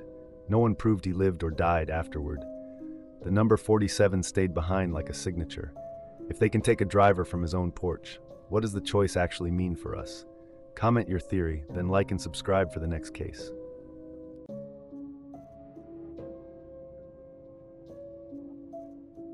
An indigo UFO hovered above Eielson runway, pulsing every 3 seconds. A small blue alien stood on snow, staring at Mason. 1 minute froze every device, while it watched him breathe. Mason hauled R-11 fuel at Eielson, night after night. Pilots joked about ghosts, but the runway had stranger rules. Blue lights sometimes floated beyond hangars, then vanished. Security logs showed gaps, and cameras saved black frames. Older crews whispered about an indigo UFO near the eastern tree line. They said a small blue alien walked the snow like it owned. Mason ignored the talk until his radio carried breathing. Cold nights made engines complain, but this silence felt engineered. On February 9, 2019, the rumors became a shift order. Night shift started with fuel smell and frozen breath. Mason drove the R-11 truck behind hangars alone. 4 F-16s waited with frost-crusted skins. He topped tanks with JP-8 under harsh floodlights. Jet exhaust left faint heat ghosts in snow fog. He cleared the main line and took the ring road. The road lay empty, lit by runway spill. The radio hiss thickened, like sand pouring through speakers. The hiss had rhythm, like slow inhaling. A clean indigo glow appeared above eastern snow. It pulsed every 3 seconds, perfectly timed. The UFO hung low, heavy light with no shadow. Mason watched the pulse reflect on icy taxi lines. His phone screen flickered, then looped 1942 and 1943. The digits swapped places by themselves each pulse. The truck clock froze, then jumped forward in blocks. Mason tapped the dash, and nothing responded. The UFO moved closer without sound or exhaust. Distance shrank too fast for any aircraft. Blue light spilled across the runway centerline. Snow turned glassy, bright, and painfully sharp. Security trucks stopped at the perimeter, engines idling low. Orders came clipped over a separate channel hold position. Nobody stepped closer, even with rifles ready. The sphere dropped to 50 feet above the runway. The radio hiss deepened and carried breathing again. Mason heard it between bursts of static. Each breath matched the 3-second pulse. Then something small stood under the light. A blue alien faced Mason from the snow. Its head formed a sharp triangle silhouette. Its eyes looked black and deep, without pupils. Its arms looked too long for its height. 3 fingers lifted slowly, mirroring the pulse. Mason blinked, and the alien was nearer suddenly. No footprints marked the snow between positions. Frost crawled across the windshield in geometric petals. The fuel ticket printer paused midline and clicked. The nozzle gauge needle trembled, then held steady. Mason felt chest pressure with each pulse. His ears rang without any sound. The alien tilted its head, studying his face. Runway lights flickered once, then stabilized. The alien vanished, then reappeared beside a runway marker. It stood closer than headlights should allow. The UFO brightened and dimmed like a heartbeat. Then it launched upward and erased itself in seconds. Wind returned with a rushing slap of cold air. After the runway cleared, Mason checked his paperwork in the cab. The fuel log showed a 13-minute blank gap. The truck GPS track looked straight, then stopped abruptly. The time column repeated the same minute twice. His phone history showed calls that never happened. The radio channel list reset to factory defaults. Mason replayed dash audio and heard only hiss. Under the hiss, the breathing returned for 1 beat. Maintenance pulled the truck for inspection at first light. Mechanics found nothing wrong with wiring or battery. The engine computer showed no fault codes at all. Yet every digital clock near the flight line matched one freeze. They all stopped for 1 minute, then resumed together. A lab analyst reviewed the anomaly quietly. NOAA satellite data showed the R-11 moved 200 yards. The vehicle GPS stayed frozen from 1936 to 1937. The same freeze hit radar and security monitors nearby. A camera frame showed snow mid-fall suspended. The next frame showed the same snow lower, still falling. Nobody could find the missing images between. The analyst compared mechanical and biological traces next. Tire marks continued through the frozen minute. Footprints advanced in the snow without interruption. Mason's heart monitor showed steady rhythm, no pause. He remembered blinking during that minute, twice. He remembered the alien closer than before, watching. He remembered 3 fingers lifted, then lowered. He remembered a symbol shaped like a ring.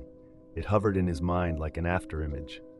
The analyst said the minute was not lost for humans. They said it was denied to electronics only. They called it selective suppression of recording systems. Mason heard the phrase and felt cold again. If a device cannot record, it cannot prove anything. The base wrote interference in the official line. Mason signed the form and watched ink dry slowly. That night, he noticed a new scar on his palm. It was a pale circle with sharp edges.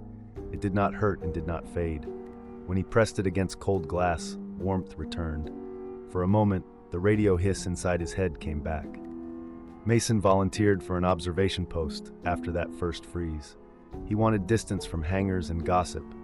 The post sat near a berm beyond runway lights. It was a small box of glass and steel. Snow drifted against its base like piled ash. The radio hiss returned there every night, patient. Before sunrise, the indigo UFO appeared again, pulsing steadily. It hovered low, then sank toward the snow. The light looked dense and heavy, yet silent. A second smaller glow formed beneath it, like a doorway. The air inside the post turned dry and cold. Mason saw his digital watch stop mid-second. A small blue alien stepped out onto the snow. It was about 4 feet tall. Its head formed a sharp triangle silhouette. Its eyes were black, deep, and without pupils. Its arms hung too long for its frame. It moved with smooth, careful efficiency. 2 taller figures appeared behind it, half inside glow. They stayed still, like guards. Their limbs looked longer and their faces looked blank. Mason could not hear footsteps on snow. He could only hear his own breath. The small alien approached the observation glass slowly. It raised a three-fingered hand and pressed the pane. Frost bloomed outward in perfect fractal geometry. Symbols appeared inside the frost, forming a ring and line. Mason lifted his own palm to match it. Warmth rushed through his hand and up his arm. His chest pressure eased, then returned in pulses. A voice entered his mind without sound. It spoke in images, not words. He saw a frozen planet under dim stars. He saw underground bases glowing beneath ice. He saw tunnels branching like veins through stone. He saw the indigo sphere moving between points without travel. He saw runways drawn as lines on a grid. He saw Eielson as a dot within a map. He saw other dots lighting up, then dimming. The small alien shifted its head toward his face. Mason felt examined, counted, measured. The taller figures behind it leaned forward slightly. Their black eyes reflected nothing, not even his flashlight. For 3 breaths, time felt stacked in layers. One layer showed snow falling outside the glass. Another layer showed the same snow suspended midair. Another layer showed the runway empty, yet lit blue. Mason blinked and felt missing frames. The alien lifted its fingers and traced one last symbol. The symbol looked like a circle within a circle. Mason felt the hum align with his heartbeat. The post lights dimmed, then stabilized again. The alien withdrew its hand and stepped back. The doorway glow folded inward without sound. The indigo UFO rose without stirring snow. It blinked once, then launched upward and vanished. Mason looked down at his palm and saw a pale circle. The edge was sharp, like a stamp. Mason separated early in July 2019 with full benefits. He moved to Montana and tried normal routines but couldn't. Night stayed the hardest and sleep came in fragments. He avoided mirrors and windows after dark. Indigo pulses returned in dreams, timed every 3 seconds. Sometimes he woke with radio hiss in his ears. Sometimes he woke standing, palm pressed to cold glass. He kept the pale circle scar as proof of the missing minute. He also kept the fear, sharper than winter air. He knew the record could be erased at will. If time can be edited, who decides what humans remember? Was the minute taken or planted inside him? Leave your theory below, then like and subscribe for the next file.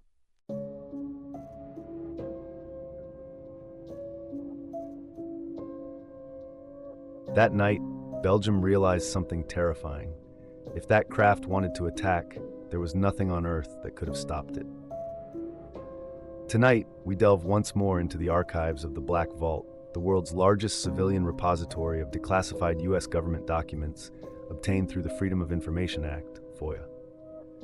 The account we trace is sourced exclusively from official gendarmerie reports, Belgian air component summaries, and intercept radar logs, all preserved exactly as they were released. This is a presentation of the factual record as documented by state authorities. The incident known as the Belgian Triangle Wave stands as a paramount example of this documented consistency. It began not with a sensational public claim, but with the quiet, professional observation of 2 uniformed officers fulfilling a routine duty. On the evening of November 29, 1989, under clear skies near Eupen, regional military and civilian flight schedules confirmed no authorized or transponder-equipped aircraft were scheduled to cross the area at low altitude. The conditions were sterile, setting the stage for an encounter that would challenge the capabilities of the nation's air defense system. This event would mark the beginning of a sustained period of unusual activity, compelling the official record keepers to document maneuvers that defied known aerodynamics and propulsion technology. The initial report that catalyzed the entire wave was filed by 2 officers of the Gendarmerie Nationale, Brigadier Heinrich Nicole and Warrant Officer Huber von Montigny. At approximately 5:15 p.m., while conducting their evening rounds near the Gilp Dam, their attention was drawn to a formation of exceptionally bright, motionless lights hovering silently above the tree line. Their report details a structure of lights arranged in a precise triangular layout, with 3 brilliant white points defining the vertices and a distinct red pulsating light centered precisely between them. The absolute stillness of the formation was remarkable. In the official gendarmerie report, Brigadier Nicole specifically noted that the lights were steady, bright, fixed, and not behaving like any aircraft known to us. Warrant Officer Von Montagnier provided an equally crucial detail. The object produced no sound at all, not even the faintest. After their initial observation, the officers watched as the craft began to drift slowly toward the town of Eupen. The speed was meticulously noted as being far slower than a helicopter's minimum forward speed. Yet this movement was achieved with total silence and the complete absence of any visible structural elements beyond the illuminated points. The core anomaly was the object's proven ability to hover for extended periods while maintaining absolute silence and performing slow-speed lateral movements, a performance envelope entirely inconsistent with conventional fixed-wing aircraft of the 1980s. This initial sighting served as the first factual pillar, supported by multiple professional accounts. The phenomenon quickly transitioned from a localized police report into a widespread civilian event. By 6 p.m., emergency lines at police posts across the region, including Eupen, Badis, and Limburg, began to be inundated with calls from independent witnesses. The public reports provided striking and immediate consistency with the officer's initial account. Witnesses across diverse locations independently described the same phenomenon: a large, dark triangular craft moving slowly and silently, defined by 3 corner lights and the central red, pulsating light. Multiple callers noted that the lights were so intensely bright that they were capable of illuminating treetops and houses as the silent craft passed directly overhead. The uniformity of the descriptions was a key factor in treating the reports as a single, credible event. Statements later collected by the civilian research organization SOBEPS reinforced this critical factual alignment. Further supporting the physical nature of the object was the testimony of a resident near Badis, whose statement was preserved by SOBS. "I saw the 3 lights perfectly, and between them, a dark shape that blocked the stars." This observation of a physical, opaque structure obscuring the background stars provided visual evidence that the lights were affixed to a massive, low-flying platform. Weather data from the Royal Meteorological Institute of Belgium consistently confirmed clear skies, ruling out any atmospheric conditions capable of producing such large-scale optical illusions. The consistency across thousands of witness testimonies, from professional law enforcement to ordinary citizens, made the Belgian wave an unprecedented subject for official military scrutiny. The phenomenon reached its climax on the night of March 30th, 1990, initiating the phase where the documented visual accounts were merged with verifiable military instrument data. Reports describing the bright, triangular configuration began around 10:30 p.m. At 10:50 p.m., the Gendarmerie contacted the Control Reporting Center Glans, CRC Glans, providing precise coordinates. CRC Glans' primary surveillance radar registered intermittent returns, indicating a possible low-altitude airborne object. Glans immediately notified the Belgian Air Component, which authorized the scramble of 2 F-16 Fighting Falcons from Beauvechain Air Base. At 11:05 p.m., one F-16 successfully achieved a radar lock on the target. The aircraft's flight computer automatically recorded the object's performance envelope, providing objective, indisputable instrument data. The target was recorded accelerating from 150 knots to over 900 knots, approximately 1,036 miles per hour, in a matter of seconds. Following this burst, the object began a rapid descent at a rate exceeding 10,000 feet per minute before abruptly leveling off. The target then initiated a sharp, vertical climb, causing the radar lock to immediately drop due to the extreme change in vector. The F-16 successfully reacquired the target twice more, but each subsequent lock was quickly lost due to similarly abrupt and non-conventional shifts in speed and altitude. These extreme, instantaneous maneuvers, particularly the acceleration and vertical performance, were absolutely incompatible with the known performance profile of any aircraft in the Belgian or NATO inventory at the time. The radar logs from this intercept, now publicly archived within the Black Vault, document abrupt acceleration, rapid altitude shifts, and the persistent absence of transponder signals, all consistent with a genuine, physically present, airborne object executing trans-aerodynamic movements. The F-16s continued to patrol the area, but the pilots were unable to achieve visual confirmation. The physical evidence remained entirely in the instrument data.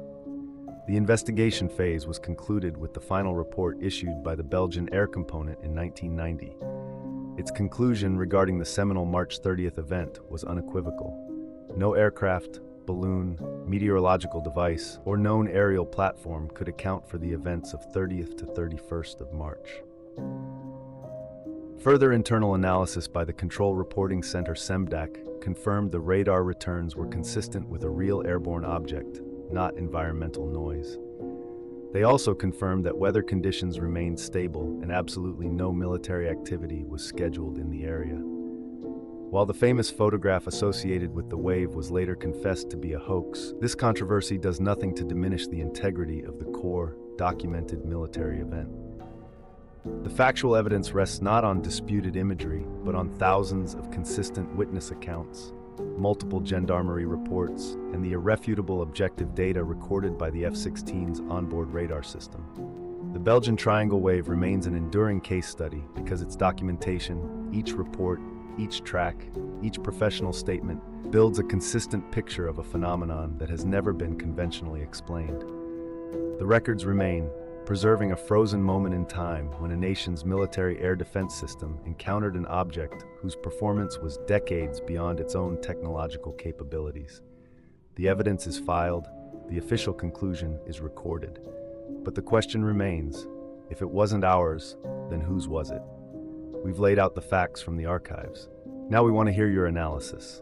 Leave your conclusion in the comments below. Do you think this was advanced military technology, mass misidentification, or something else entirely? If you found this deep dive fascinating, please like this document, subscribe for more archival revelations, and share this extraordinary case with a fellow mystery enthusiast. Imagine a job where silence isn't comforting, it's crushing, where the air feels so heavy it presses against your eardrums.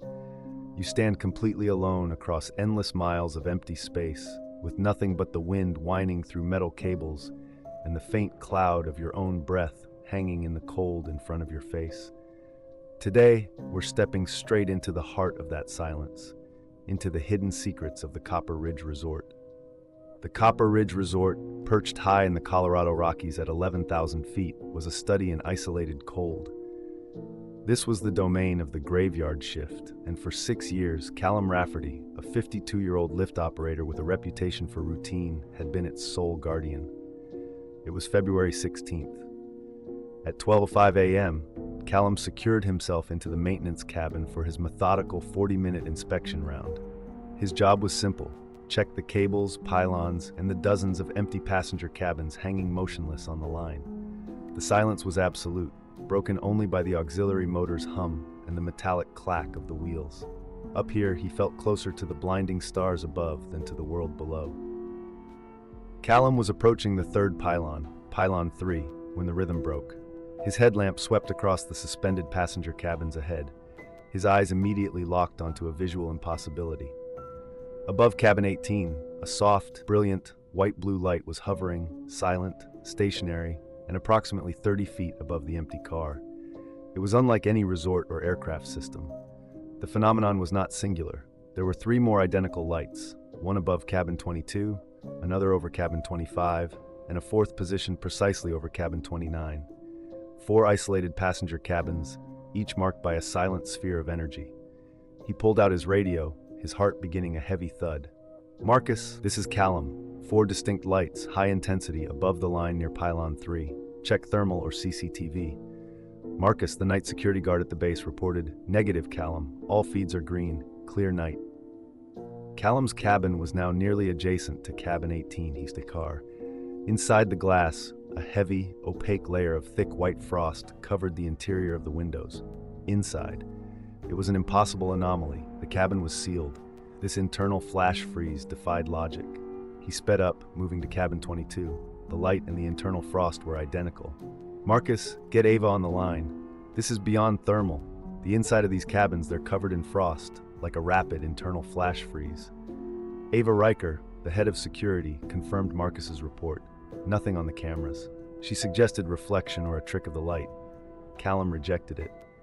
"Ava, this is Pylon 3 at 11,000 feet. What is freezing the inside of the glass?" He reached Pylon 2 and looked back. His breath hitched in his throat. They were gone. The 4 white-blue lights were extinguished, vanished. The cabins themselves appeared perfectly normal. The bizarre internal frost had disappeared without a trace. The entire phenomenon had been wiped clean in the span of perhaps 90 seconds. "Ova," he radioed, his voice tight. "Scratch that. The lights are gone, and the cabins are clear. They just dissolved." Ava told him to finish his inspection and log the disturbance. Callum knew his eyes had not deceived him. The disturbance was real, even if the recording devices failed to capture it. Callum reached the summit station, his mind still reeling from the Pylon 3 event. He stepped out onto the steel deck, exposed to the raw mountain night, and saw the second, overwhelming anomaly. Floating 100 feet off the ground silently was an object of enormous size. It was long and cylindrical, perfectly cigar-shaped, at least 40 feet in length. It glowed with the same intense white-blue light as the spheres, but this light was subdued, a deep, self-contained pulse that seemed to absorb sound. The wind was completely dead. The quiet was absolute, a pressure vacuum that made his ears pop. Callum stood frozen, feeling an overriding sense of absolute, clinical inspection. The massive, silent craft simply hovered, dominating the atmosphere. He knew he was being studied, observed, and categorized, a single insect beneath a microscope. Then, with an impossible acceleration that defied physics, the cigar-shaped object did not move so much as it vanished. It became a single, brief streak of white-blue light, an arc of energy that shot vertically into the star-packed sky and was gone. Shaking, Callum radioed Ava and began the descent. He checked the time, 1:12 a.m. The ride should have taken 40 minutes. Halfway down, the magnitude of the event struck him. Every single passenger cabin, all 42 of them, were now uniformly covered in the same thick internal frost he had seen earlier. A silent, frozen fleet gliding down the mountain. He radioed Marcus. "You need to be at the base station. All 42 cabins are frosted inside." He accelerated the cabin, needing to get off the mountain. He pulled into the dock at 1:47 a.m. Marcus was waiting. "Callum, what took you so long? You were due back at 1:12 a.m. The system logged a downtime anomaly of 35 minutes. Callum stared, bewildered. The motor log confirmed it, stationary from 1:12 a.m. to 1:47 a.m. 35 minutes had vanished from his life. He pointed to the approaching cabins. "Marcus, look at the frost inside." Marcus squinted. "They're empty. Call. Just normal frost on the outside." Callum turned back to the closest car. The thick, impossible internal frost that had covered the entire fleet moments ago was gone. The slate was wiped clean. Callum was the only witness. In those 35 missing minutes, the watchers had sampled every passenger cabin, collecting a massive atmospheric sample, and meticulously erased all evidence just before his arrival. Callum and Ava Riker eventually shared their combined data. Ava, deeply disturbed by the systematic failure of the CCTV and the inexplicable time loss, had a rare moment of professional vulnerability, admitting that something outside the known resort operations had occurred. She privately noted a brief, unexplained white-blue flash in one of the high-altitude cameras, too quick and too distorted to classify, but enough to unsettle her. A week later, the encounter escalated. Callum was again on the gondola when the cabin motor abruptly failed, a non-standard malfunction. Then the cabin felt a distinct, powerful shift. It was lifted clean off the gondola cable by an unseen force. Panic finally set in. He watched the mountain drop away beneath him as his cabin was gently transported toward the summit. Then the world dissolved into a bright light, and when his vision cleared, he was no longer in the cabin. He was inside a vast, silent structure, the cigar-shaped craft he had seen, perhaps, or a chamber within it. The chamber was lit by the same gentle white-blue pulse. In the center of the room stood an entity.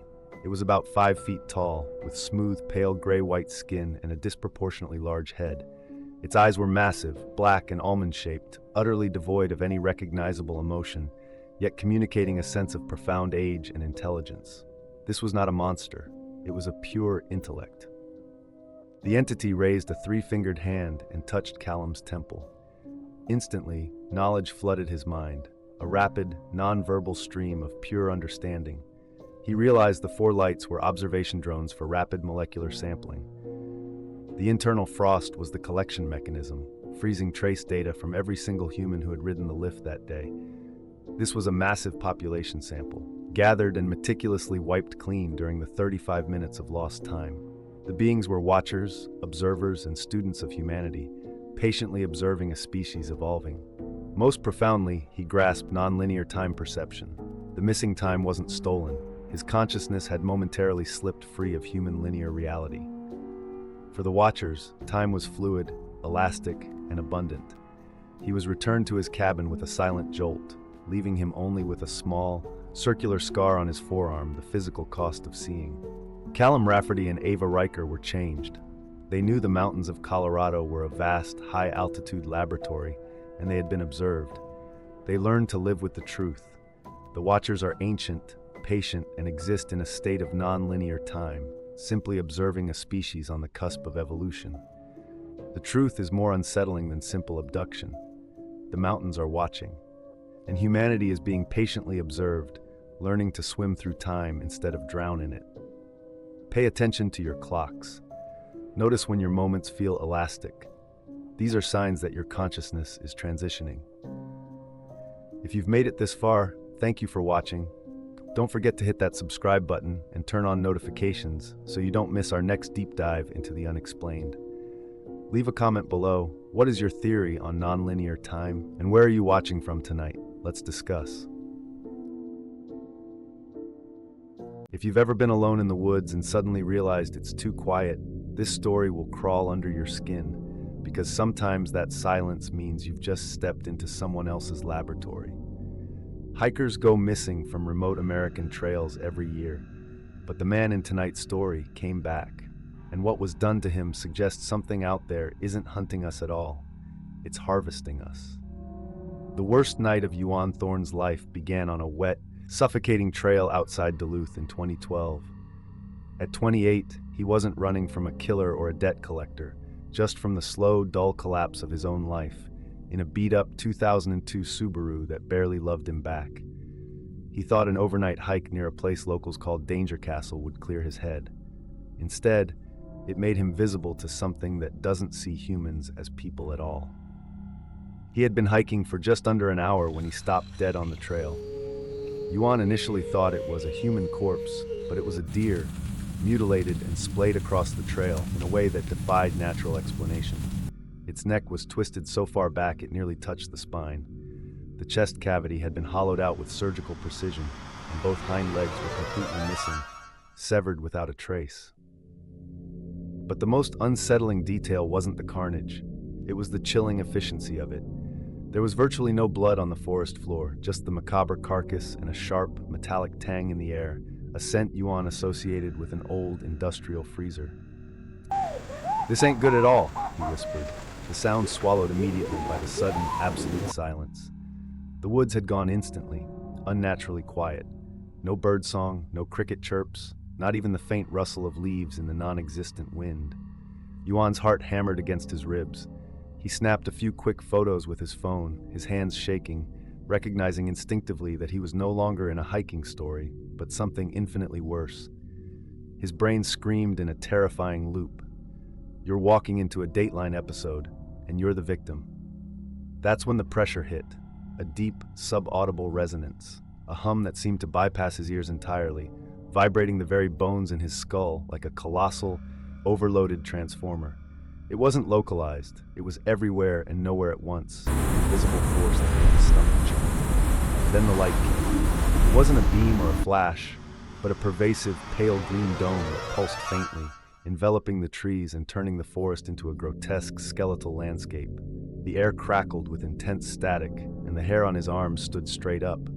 His phone screen died instantaneously, a useless slab of dead plastic.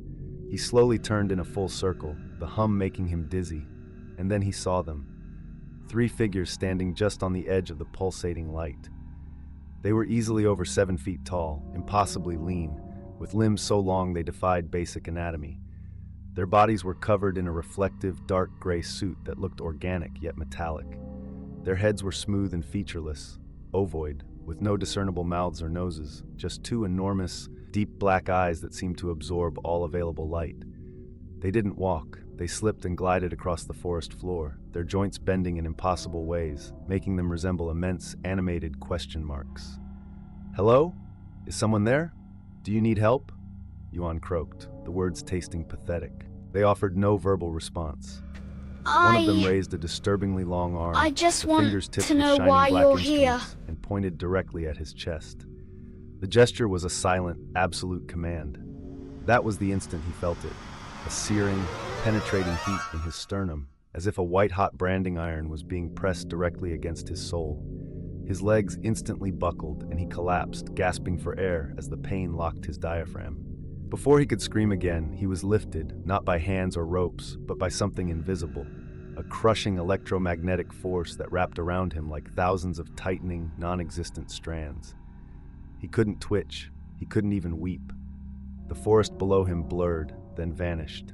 He awoke to find himself rigidly pinned to a metal slab that was leaching the warmth from his body. He was in a circular, cavernous room with no discernible walls, only a continuous, luminous silver surface reflecting a soft, blinding white light. The ceiling was a maze of shifting, complex geometric lights that made him intensely nauseous. His head throbbed, and his mouth tasted sharply of acrid copper. The air was colder and more sterile than any hospital he'd ever smelled. Two of the beings were positioned near his feet, operating sleek, humming consoles, while the third stood over him, its featureless head tilted in an attitude of profound, clinical study. "Where am I?" Yuan rasped, the sound a feeble echo. The being did not speak with its mouth. Instead, the vibration, now amplified and targeted, filled his skull.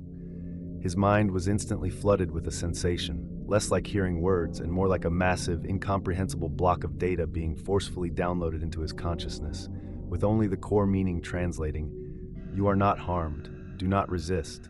Your pain threshold is irrelevant to the objective." "Objective? You practically grilled my ribs." Yuan shot back, the sarcasm an instinctive defense. The figure tilted its head further, its black eyes unwavering. "Pain is subjective. Your physiological response indicates optimal stress levels for data acquisition." "Yeah, mine is not up for debate. What do you want? Why me?" The lights above shifted, bathing the room in a deep, unsettling violet. "You are accessible. Your location is remote. Your designation, unremarkable." The creature stepped aside. The second figure, standing near a console, approached, holding a sleek, oval device, a frightening blend of technology and the organic, pulsating with internal light. It held the device over Yuan's chest, and an intricate, rapidly shifting pattern of ultraviolet and infrared light scanned his torso. He felt a deep, tickling sensation in his lungs and kidneys as the machine analyzed him. Analysis complete. No structural anomalies. "Data acquisition successful," the first one spoke. "Your kind is a volatile, heavy resource. We observe. We must adapt." "Adapt? Why? Are you planning to invade?" The being's vibrational reply intensified, becoming harsher, colder. "Not invasion. Resource extraction. You deplete this planet at an unsustainable rate. We require maintenance. Sustain." Yuan's attempts at further communication were suddenly and violently cut short. The metal slab beneath him began to lose its rigidity, becoming tacky and viscous, pulling him down like quicksand made of mercury and oil. He screamed, but a deafening return of the low, pervasive hum instantly devoured the sound. His vision warped as the figures became stretched, elongated shadows. He opened his eyes again, choking, back on the cold, damp forest floor. The pale green dome of light was gone, replaced by the faint, miserable light of pre-dawn. His chest still burned with residual pain, and his phone rebooted, instantly flashing dozens of notifications, a mocking return to trivial reality. He stumbled, adrenaline-soaked, back towards the trailhead. Near his car, he found the two other bodies, a man and a woman who had simply been hiking. Their torsos were slumped, their skin unblemished, but internally they were crushed, as if the pressure that had held Yuan had simply imploded their vital organs. The metallic tang in the air returned, sickening him. Yuan called 911, stammering an incomplete, incoherent story about hikers being attacked by something. The police found the bodies, the strange scorch marks on the ground, and the bizarre fact that the victims' internal organs had been liquefied without a single external wound. They dismissed Yuan as a traumatized witness, perhaps a suspect. Yuan Thorne doesn't hike anymore. He sold the Subaru. Sometimes, late at night, he still hears that low, vibrating hum, and he feels the phantom pressure in his sternum. He knows they are still out there, watching, waiting for the next unremarkable specimen to wander into their path. The incident experienced by Yuan Thorne is more than just an abduction. It is a chilling lesson in the insignificance of the individual to a superior force. The cold, clinical messages, resource and unremarkable, drive home a terrifying truth. To these entities, humanity is not a target for conquest, but an object for resource extraction. The precise and brutal elimination of the deer and the two innocent hikers points to a cold, systematic strategy. They take what they need, and whatever remains is discarded as waste. It makes one shudder to think how many quiet disappearances on secluded trails are, in fact, similar harvesting trips. If you find this story unsettling, or if you have ever heard that strange, deep hum or felt inexplicable pressure, we urge you to share your experiences. Like this post to support our work in uncovering these truths. Comment below with your theories. What are these entities, and what kind of resource are they truly seeking? Share this story to spread Yuan Thorne's chilling message. Your engagement is what keeps the search for the unknown alive.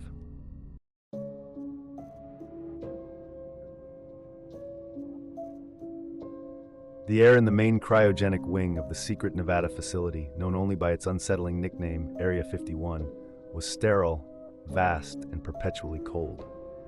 Engineer Daniel Thorne, an expert in exotic materials, had spent months trying to crack the secrets of failed Earth prototypes.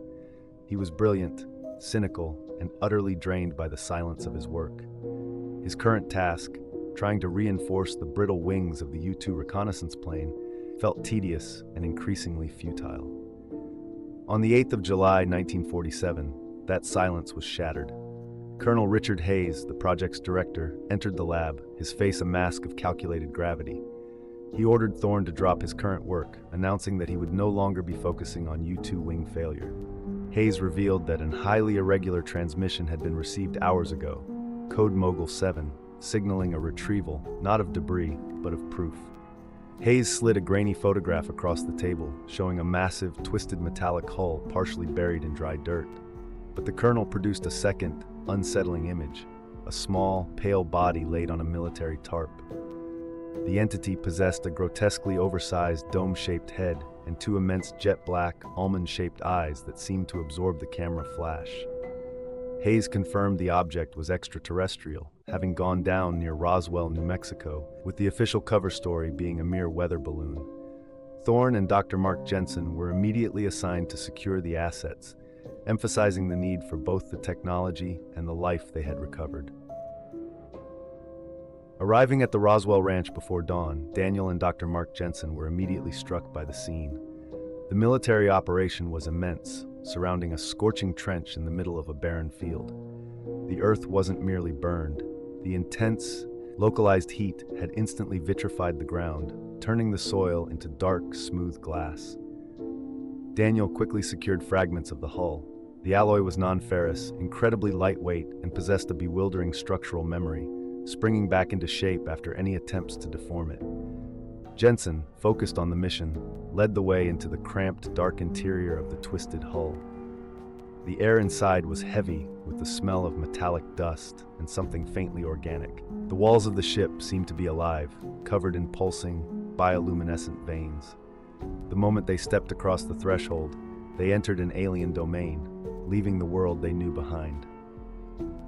Jensen noted from the thermal scan that the deceased entity was in the aft compartment, confirming the priority was to focus on the survivor first.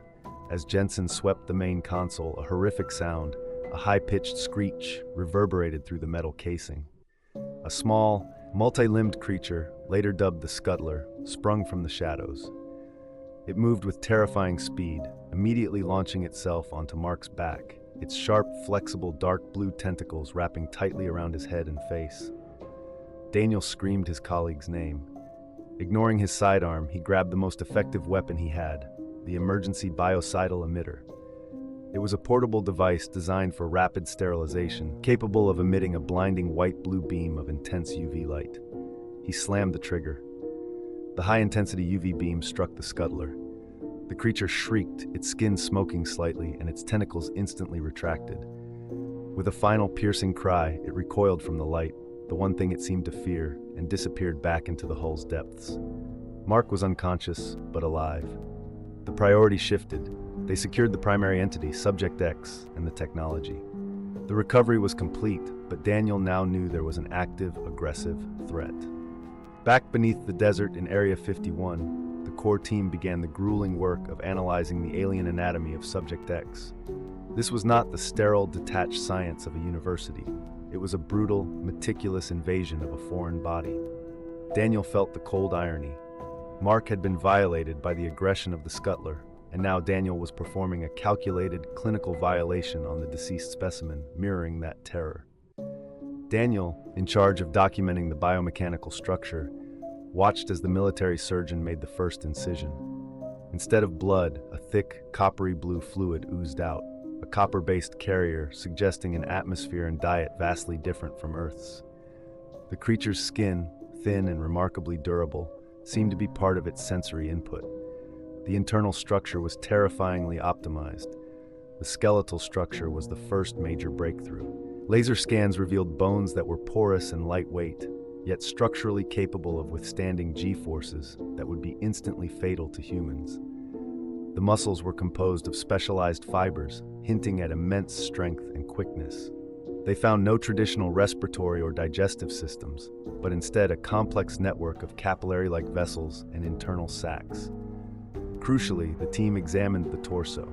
They found subtle, vestigial ridges running down the spine and rib cage, leading to 4 retractable sensory tubules, not true tentacles, but highly flexible, fine organic filaments. Daniel speculated they were used for environmental probing or short-range physical communication, echoing the lethal grasp of the scuttler. Every finding was a dead end for conventional biology, forcing the team to reevaluate every assumption. The more they cut, the more Daniel felt Subject X was simply waiting for them to finish, an unsettling sense of presence lingering over the cold table. Daniel, however, remained transfixed by the creature's head. When they carefully opened the immense skull, the neural tissue proved to be incredibly dense and convoluted. The most astonishing discovery lay beneath the black, almond-shaped eyes, a crystalline matrix. Daniel, after adjusting his microscope, concluded that the crystalline matrix was far more than an eye. It was a sensory device designed to perceive the entire electromagnetic spectrum. He realized they weren't just observing light. The entity perceived radio waves, magnetic fields, perhaps even temporal distortions. Thorne summarized his findings to the team. They were dissecting a sentient communications array, confirming the body itself was the propulsion command center. The team's final focus shifted to the subtle, almost invisible technology embedded in the creature's limbs.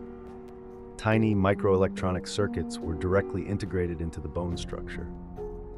Months passed, and the urgency of the project began to wear down the team. Daniel became obsessed, staying up late trying to map the signals of the microcircuits embedded in Subject X's lower leg, which was isolated and propped up on the autopsy table. The physical exhaustion and mental strain were reaching critical mass as he attempted to bridge the final gap between species. On a late December night, Daniel was alone. He connected the leg bone to an isolation power source and activated his laser probe, sending a minimal charge into a crystal-like circuit in the tibia. The circuit began to pulse with a faint, deep hum. As Daniel leaned in to observe the spectral analyzer, the isolation unit spiked wildly. The energy inside the bone surged, and the circuit's hum intensified. Without warning, a thin, brilliant beam of pulsing, emerald green light erupted from the exposed circuit. It was silent, terrifyingly focused, and it swept rapidly across Daniel's chest before instantly shutting down. Daniel felt 2 sensations simultaneously: a sharp, cold electric shock that felt like being struck by lightning, followed by an intense, blistering, searing pain where the beam touched his skin, a paradoxical freezing burn. He stumbled, falling heavily against a counter, his breath hitched in his throat. The fabric of his jumpsuit was scorched, and beneath it, a bright green stripe marred his skin, raw and livid. Subject X was inert, but the damage was done. The experiment had turned on the primary researcher. The incident shook the project to its core. Colonel Hayes swiftly deemed it an equipment malfunction. The following day, Hayes declared the experiment over, his voice cold and final. He ordered that Project Firebrand be suspended and the remains returned to cryogenic storage. Hayes revoked Thorne's clearance and placed him on indefinite leave, citing that his exposure to the unknown energy signature posed an unacceptable risk. Daniel knew he was being contained, a threat to the secret, not saved. Daniel stood firm, his hand touching the fresh bandage covering the green stripe. He challenged the colonel, stating that the light was not a malfunction, but a directed discharge, a failsafe. Thorne accused Hayes of halting the project not to protect him, but because the colonel realized the light was likely a message and Daniel was now the antenna. Hayes remained unmoved, giving his final order. Thorne's interpretation was irrelevant, and he was to report immediately for debriefing and containment. The secret was locked away, and Daniel was now the primary security breach. Confined to an isolated room, Daniel suffered constant, pounding headaches. He closed his eyes, and the pain transformed into a rhythmic thump, thump, thump, a frequency he didn't hear with his ears, but perceived inside his mind. Then came the images, distant, pale suns, and an overwhelming sense of cosmic displacement. The green stripe on his chest began to itch, a constant, irritating reminder. Daniel Thorne knew the truth. The entity was inert, but the experiment was not over. The light had passed through him, and now he was a wounded, unwilling, and potentially broadcasting part of Project Firebrand. He was the ultimate horrifying secret of Area 51. That is the story of Daniel Thorne, the man who dared to look into the universe's secret only to be consumed by it. We are left to wonder, was that emerald green beam merely a random electrical discharge? Or was it a deliberate action, Subject X's final defense, turning the interrogator into an unwilling host? What is certain is that Daniel became a part of the very thing he sought to decode. He is not just imprisoned within Area 51, but trapped inside his own body, constantly broadcasting strange frequencies from that green scar. What do you believe? What conspiracy theory resonates most with you? Is Daniel Thorne still out there, unwittingly sending out the universe's secrets? Let us know your thoughts in the comments section below. Don't forget to like and share if you are also obsessed with the world's greatest mysteries. Subscribe to Alien X Base for more stories on Project Firebrand and other classified files.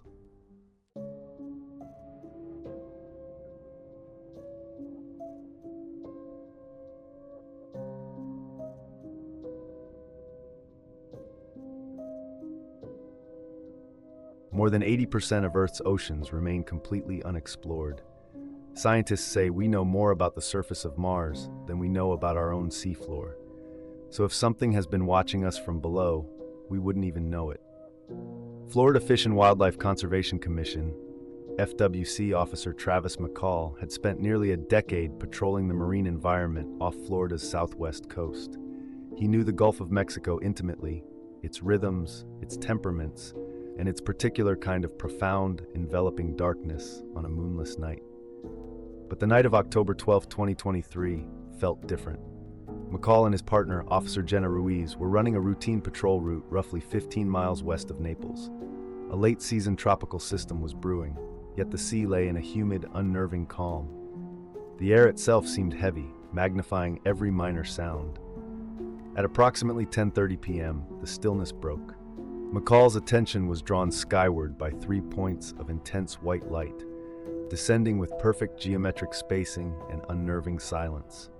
They were too disciplined for meteors and lacked the telltale navigation lights and noise of helicopters or conventional aircraft. Initially, McCall rationalized them as highly advanced, military-grade drones, a notion that offered temporary comfort against the growing unease. These lights were contained within shapes that seemed almost impossible to focus on, non-reflective, non-geometric forms that defied sharp definition, lending them an ethereal quality. The objects continued their descent, passing the point where any known aerial vehicle should have stabilized or decelerated. Without disturbing the surface with so much as a ripple, the three lights slipped silently into the black water. For a brief, terrifying 10 seconds, they were visible, glowing intensely beneath the surface before the ocean swallowed them whole. The silence that followed was broken only by the churning anxiety in McCall's chest. He immediately reached for the radio to report a possible aircraft down, but his marine radio, typically reliable, was useless. Ruiz's cell phone yielded nothing but static. All standard communication links were inexplicably dead. McCall instinctively checked the boat's fish finder, expecting nothing, but the sonar screen painted a vivid, impossible reality. 3 massive, solid contacts registered below, plummeting past 500 feet, then 700 feet, until they reached a depth of 900 feet. The objects paused, holding a perfect 200-yard triangular formation, a deliberate pattern of intelligent movement. Then, with terrifying velocity, they began their ascent directly toward the patrol boat. The increasing sonar ping was accompanied by a deep, powerful hum, a resonant frequency that didn't just rattle the boat's hull, but vibrated through McCall's bones. Every electronic device on the vessel, from the GPS and radar to the engine's instruments, flickered and died, plunging them into utter darkness save for the emergency spotlight. 50 yards away, the 3 contacts breached the surface. They were not submerged vehicles. They were spheres of pure, pulsing, incandescent white light, each approximately 10 feet in diameter, defying gravity as they hovered silently, entirely weightlessly, just above the black waves. Their light was penetrating, illuminating the water and the faces of the 2 terrified officers. As one of the spheres began to slowly circle the patrol boat, McCall and Ruiz experienced an intense mental pressure. It was not sound, but a direct, intrusive sense of intelligent presence. The spheres pulsed 3 times, and a collective, unified thought was impressed directly into their minds, devoid of language but rich with meaning and emotion. We see you. We acknowledge you. We mean no harm. We have been here long. We watch. We study. We wait. McCall, fighting paralyzing fear, somehow managed to project a coherent question. What are you waiting for? The response was immediate and chilling. Changes. The waters change. The earth changes. We document. We preserve. This is the last cycle. The message suggested an ancient, eternal vigil over planetary epochs. After one final, overwhelming pulse, the spheres simply ceased to exist. They did not fly away or sink. They just vanished, leaving only the afterimage in the officers' eyes and the renewed, sudden, deafening sound of the boat's electronics springing back to life. Shaken to their core, McCall convinced a reeling Ruiz that reporting the incident truthfully would destroy their careers. They agreed to file a generic report citing equipment malfunction. However, upon docking, they encountered fellow FWC officer Marcus Holbrook, who looked pale and bewildered. Holbrook, patrolling near Captiva, had witnessed the identical descent, the electronic shutdown, and the delivery of the exact same chilling mental message. He revealed he was the 4th officer known to have reported such a sighting that night. It was an orchestrated, widespread disclosure event that had failed to stay secret only because of the sheer number of witnesses. The following morning, the 4 officers, McCall, Ruiz, Holbrook, and Lisa Cortez, the other witness, were summoned to a discreet meeting. Present were Agent Reeves from the National Oceanic and Atmospheric Administration, NOAA, and a mysterious elderly man identified only as Dr. Elias. Reeves confirmed they were not dealing with conventional UAVs or even standard UFOs, but unidentified submerged objects, USOs, and that sightings had surged along the Florida coast for 6 months. Dr. Elias, a veteran of decades spent tracking these anomalies, delivered the grim truth. The entities were appearing openly because they were running out of time. They believed humanity needed to know. The USOs were not invaders. They were observers, archivists, and now desperate heralds of an accelerated, inevitable environmental catastrophe, primarily driven by oceanic warming and instability. The observers were preparing for the coming global shift and warning the dominant species to do the same. The officers were pressured into maintaining absolute confidentiality for a 2-week period, while intelligence services tried to control the narrative. During this time, the 4 officers quietly documented the signs of the entity's warnings coming true: localized mass dolphin beachings, unexplained fish kills, and rapidly forming, unprecedented red tides, all indicators of a marine environment reacting violently to an unseen internal crisis. The fragile period of secrecy shattered 16 days after the initial encounter. On October 28th, McCall and Ruiz were on patrol when the true scale of the phenomenon was unveiled. They watched, this time with a camera running, as not just 3, but dozens, then hundreds of the glowing spheres descended from the sky. They spanned the entire visible coastline, from the northern tip of Marco Island all the way to Naples Beach, performing an undeniable, choreographed aerial display. This time, the event was explicitly public. Thousands of people on shore, in condominiums, and on pleasure craft witnessed the unbelievable sight. The spheres rose together from the dark water, illuminating the night sky with a single brilliant flash. Then, the collective, non-verbal message flooded the consciousness of every witness. Time grows short. The change accelerates. You must prepare. The water rises. The earth shifts. We can only watch. We can only warn. Survival is your choice. McCall and Ruiz, understanding the futility and danger of silence, did not hesitate. They realized the truth was more important than their careers or the government's attempts at control. They immediately recorded and uploaded their video statements, detailing every sight, sound, and telepathic warning they had received since October 12th. Within hours, the videos went massively viral, corroborated by countless phone videos and eyewitness accounts of the mass sighting. The truth that humanity was not alone, and that these hidden entities were warning them about impending, accelerated, planet-wide disaster was irrevocably public. 6 months later, the spheres appear regularly in coastal regions across the globe. McCall, who now works with Ruiz as part of an international task force, confirms that the environmental data validates the USO's warning. The planetary changes are accelerating faster than any model had predicted. The lights in the Gulf are no longer an anomaly to be covered up, but a stark, undeniable warning and a strange promise that humanity was given a fighting chance to adapt and survive. Looking back, Travis McCall often reflects on that initial terror. The fear has been replaced by a grim determination. The USOs never promised salvation. They only provided a clock and a survival manual written in the language of pure urgency. The biggest challenge isn't believing they exist.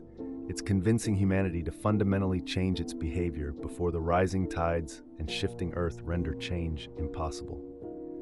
McCall and Ruiz, alongside Dr. Elias and others, continue their work, watching the water and waiting for the next sign.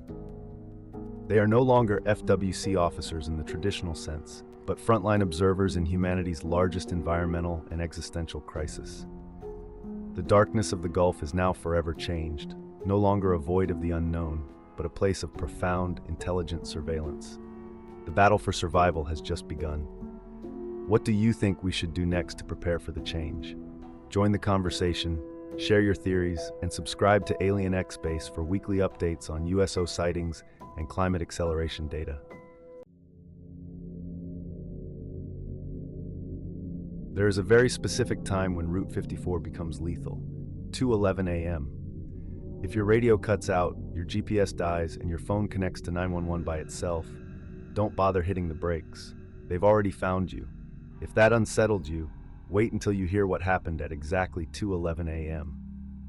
Leona Ward was a 911 operator in the quiet, isolated town of Santa Rosa, New Mexico. The town's official population stood at 2,744, a figure that felt generous on most days. For 12 years, Ward had mastered the familiar, often comforting rhythm of the desert and the deep silence of the graveyard shift. She recognized the voices of the local farmers, the teenagers pulling harmless pranks, and the lonely elderly residents seeking reassurance. She knew her routine, her town, and her job. Santa Rosa existed primarily as a necessary pit stop on Route 54, the kind of place travelers only glanced at. They would fill their gas tanks, grab beef jerky and a Coke, use the facilities at the Love's truck stop, and then immediately vanish back onto that endless ribbon of black highway. Route 54 was a north-south artery cutting through the desolate desert, linking Tucumcari to the north with Alamogordo to the south. Most of the territory it traversed was empty land, stunningly beautiful in the harsh light of dawn, yet utterly devoid of human presence, and profoundly lonely. Ward insisted she wasn't crazy, despite questioning her own sanity countless times. She was compelled to recount everything that had happened, detailing the terrifying, precise pattern that began exactly at 2:11 a.m. The beginning of the nightmare was the transition from Thursday night to Friday morning, March 14, 2019. Ward was seated at her console, anticipating the usual quiet inertia of the early morning hours. At precisely 2:11 a.m., her headset exploded with sound. It wasn't the sound of a bad signal or typical cell interference. It was a dense, heavy, unnatural static, a sound so saturated it felt physically palpable, as though the caller was trapped beneath tons of water or broadcasting from a distant, vibrating star. The sheer wrongness of the sound sent a shiver down her spine, raising the hairs on her arms. Piercing this sonic wall was the desperate, trembling voice of a young man, Michael Valdez. He claimed he was driving his gray 2015 Honda Civic on Route 54 and was being pursued by lights in the sky. The terror in his voice was not manufactured, it was raw, primal fear. Valdez reported a complete systems failure. His radio, GPS, and cell phone were dead, yet somehow, miraculously, the 911 line had connected. He sounded like a man drowning in technological isolation. The data screen offered no comfort. Ward's console remained stubbornly blank. No coordinates, no tower triangulation, no incoming log nothing to anchor the call in reality. She could hear his panicked breathing, the frantic details of his vehicle, and his increasing desperation. He described seeing shapes within the pulsing light and screamed for immediate help before the line instantly went dead. There was no fading, no clicking, just an instantaneous, complete severance of the connection. Ward dispatched Officer Ruben Marquez. While waiting, she checked her logs. The horrifying reality sunk in. Her system showed no record of the call ever being placed. The only remnant was an automated recording file that, chillingly, was exactly 8 seconds long and contained nothing but the heavy, underwater static. The 4 minutes of desperate conversation she had just experienced had simply been erased from the system's memory. At 2:34 a.m., Marquez reported back. He had found no sign of the Honda Civic. The highway was desolate, just as it usually was at that hour. The final, unsettling confirmation arrived hours later from the Albuquerque police. Michael Valdez was safely home, having been asleep since midnight. His gray Civic was cold and dusty, confirmed not to have been driven for days. Valdez had been at his residence, yet Ward knew with absolute certainty that she had heard a more perfect echo of him screaming into the void on Route 54. Officer Marquez later confided in Ward. Though he initially dismissed it as an atmospheric anomaly, what he saw at 02:45 a.m. near mile marker 290 was impossible. He described an intensely bright white light hovering miles off the highway. It did not drift or accelerate. It abruptly teleported a significant distance south. Then, with an acceleration that defied all known physics, faster than any fighter jet or space shuttle launch, it shot straight up into the black sky and vanished. Marquez, a man whose professional credibility was everything, was visibly shaken by the impossibility of the sighting. The silence that followed the Valdez incident lasted 3 weeks, but for Ward, it was merely an anticipation. The dread became reality on April 4th at exactly 02:11 a.m. The headset erupted with the exact same, uniquely terrifying dense static. This time, the panicked voice belonged to Sarah Baker. She was also on Route 54, and her terror was fueled by recognition. She mentioned seeing the news story about the other people, indicating the phenomenon was already known in hushed rumors or local reports. Sarah described a massive object hovering directly above her blue Ford Escape. The object was enormous, not a plane, emitting pulsing red and white lights. She detailed a visceral sensory assault, a deep, powerful humming sound that didn't just rattle the car, but vibrated through her body, causing excruciating pain in her teeth and bones. It was a physical violation transmitted through sound. She then whispered that she saw something opening up beneath the object, revealing a blinding white light, and within that light, dark shapes, too tall, too thin, confirming her deepest fear. They can't be human. The line cut out instantly. The outcome was identical. Sarah Baker was later confirmed to be safe at home in Las Cruces, her vehicle in her garage, having never left. The call log remained blank, and the recording was 8 seconds of static. The pattern was sealed. In the following months, their 02:11 a.m. calls continued. Ward logged them mentally, knowing her system wouldn't retain the evidence. The victims were found safe at home, yet their cars were discovered abandoned on Route 54. Ward knew these people had been subjected to something traumatic and invasive. They were safe, but deeply tampered with. The authorities began to focus on the vehicles themselves. The most chilling commonality was the ritualistic evidence left behind. The abandoned cars were always found centered and perfectly framed within a perfect triangular shape, formed by three large, circular, thermal burn marks etched into the asphalt. These scorch marks were meticulously spaced approximately 47 feet, about 14 meters apart. Forensic analysis confirmed the pavement beneath the car was still warm, indicating the powerful thermal energy had been focused and released just moments before the car was left behind. This geometric precision ruled out natural phenomena or any conventional explanation. It suggested a controlled, measured operation, a harvest, a retrieval, or a signal. By December 2025, 2 years after the initial incident, the pattern was impossible to ignore. Leona Ward was no longer a lone operator dealing with an anomaly. She was the central, critical component of a joint task force comprising the FBI and the New Mexico State Police. Her dispatch office was now a field command post, equipped with specialized surveillance and recording devices. The mission was clear: intercept the next event and secure evidence. The tension in the office was almost unbearable. Tonight is Saturday, December 6th, 2025. The clock shows 2:08 a.m. Only 3 agonizing minutes remain until the expected time of contact. FBI agents are stationed silently in the adjacent room, monitoring multiple feeds. Recording devices are active and being double-checked. A fully prepared response team is standing by directly on Route 54, strategically positioned and ready to move. Ward's hand is firmly on her headset, her notebook open and her pen poised. She had stopped feeling fear long ago. Now, there was only determination. In 3 minutes, Ward will find out if all their preparation is enough. She is the nexus point, the only reliable constant in the phenomenon. The truth they seek is about what has been taking people off the highway, what has been utilizing their 911 dispatchers as a means of communication, and what has been deliberately leaving those perfect triangular burn marks a signature in the desert.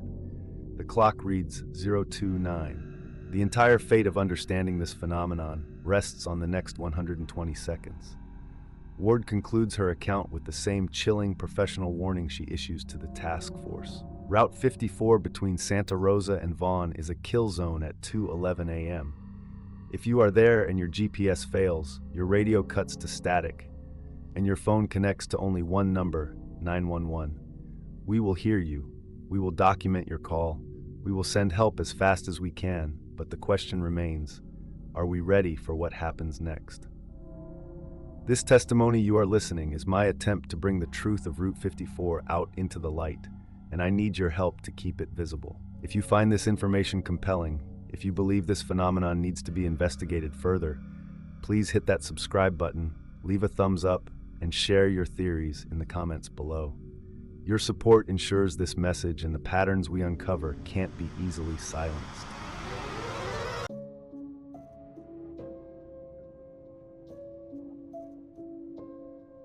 Late Tuesday night in the West Texas oil fields, Dalton Ridgway pulled up to Pump 7, expecting nothing but the familiar chug of machinery and empty darkness. Then his electronics died, the air turned razor cold, and a perfect ring of blue-white lights appeared in total silence 50 feet away. 2 minutes later, it vanished, and Dalton realized he hadn't just seen something impossible, he had lost 9 minutes of his life. The story of Dalton Ridgway, a gritty, wary 42-year-old oil worker, unfolds in the deep, unyielding solitude of the West Texas oil fields. After 7 years navigating the endless black grid of Kalashi roads, Dalton was accustomed to the rhythmic, comforting chugging of the pump jacks. On a late Tuesday night, around 11:46 p.m., he arrived at Pump 7, killed his engine, and stepped into the profound, star-drenched darkness. That is when the anomaly appeared. 50 feet from the pump, suspended silently above a low, rusty metal giard, was a perfect ring of light. This was not scattered light. It was composed of 12 individual orbs of pale blue-white energy, arranged in a precise 20-foot diameter circle. They glowed with such controlled intensity that there was zero light spill, pure, contained energy that felt scientifically impossible. The physical effects were immediate and disorienting. A profound, unnatural cold enveloped him, sinking deeper than any West Texas winter. The air was thick with the sharp, acidic scent of ozone, the smell of a massive electrical discharge or superheated metal. Simultaneously, his electronics failed. His digital watch began to beep erratically, flashing meaningless sequences, and his phone, which moments before held a 60% charge, went completely dead. Dalton watched, frozen, as the 12 lights began a slow, synchronized, rhythmic rotation. After what Dalton estimated was just 2 minutes of paralyzed observation, the light vanished with a silent, absolute finality. When his colleague, Hector Moran, arrived at 11:56 p.m., Dalton was visibly shaken. The simple fact was undeniable. Despite his own internal clock and malfunctioning watch, which read 11:49 p.m., he had lost exactly 9 minutes of time. Furthermore, the rusty gyard where the light had rested was now scorching hot to the touch, a sign of extreme, localized heat transfer. His supervisor dismissed it as St. Elmo's fire, but Dalton recognized the precision, the cold, and the blatant temporal distortion as evidence of a disciplined, purposeful presence. His exhaustion was instantly replaced by an unshakable obsession. He needed quantifiable proof. 3 weeks later, on another Tuesday night, Dalton was fully prepared. Alone at the remote Pump 12, his vehicle was outfitted with a charging pack for his phone, and his mind was tense with anticipation. At 1:09 a.m., the familiar, chilling cold descended, and the air crackled with a silent tension. This time, the formation was a perfect triangle of 3 larger, more intense blue-white lights, hovering 100 feet away. Shaking but steady, Dalton grabbed his phone and began to record, capturing 4 minutes and 17 seconds of the lights executing a complex, synchronized geometric pattern, a visual language. Suddenly, the triangle expanded, stretching its vertices outward to reveal the center, a massive, dark, physical craft. Its surface was non-reflective, appearing to absorb all ambient light, giving it a terrifying depth, like a perfect hole punched in the night sky. There were no visible rivets, seams, or conventional propulsion methods, a hallmark of true anomalous aerial vehicles, AAVs. As it descended slowly, a circular aperture opened in its underside, emitting a profound, visceral crimson light that pulsed, indicating a colossal, controlled energy source. Observing this light, Dalton experienced an acute cognitive jump, a jarring, instantaneous switch in consciousness. One moment, he was terrified and watching. The next, he was sitting back in his idling truck. The dash clock read 1:42 a.m. He had lost precisely 33 minutes of conscious awareness and memory. Scrambling out, he ran to the landing site. The metal gyard was intensely hot. Below it, the ground was undeniable. The gravel had been swept away into a clean circle, and the soil beneath was vitrified, melted, fused, and cooled instantly into brittle, glassy earth, clear evidence of plasma weapon or extreme heat dissipation used by an advanced technology. Dalton resolved to keep the video a secret, acquiring the specialized EMF detector and high-end camera with Hector's help to prepare for the inevitable third act. 5 weeks after the second encounter, Dalton was back at Pump 7, his EMF detector placed strategically on his truck hood.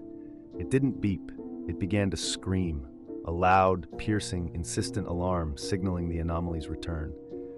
Hundreds of individual blue-white lights appeared, arranging themselves in a breathtaking, ever-shifting fractal pattern, before finally coalescing into a single, complex object resembling a floating building of light and shadow.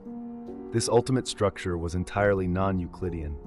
Its angles and geometry appeared to shift based on Dalton's perspective, consistent with descriptions of high-level, possibly interdimensional, craft.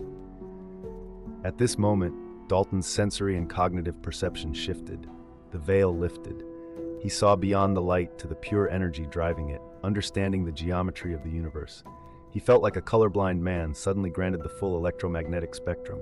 A single, telepathic question imploded in his consciousness. Why do you observe? With his entire will, his soul's deepest impulse, Dalton responded, I want to understand. The vast floating structure dissolved, the hundreds of lights condensing rapidly into a single perfect sphere of light hovering barely 10 feet from his face. The sphere acted as a conduit, expanding his mind and filling it with compressed knowledge, a massive, silent download. He perceived the entities not as biological creatures, but as conscious energy patterns, geometric arrays of existence.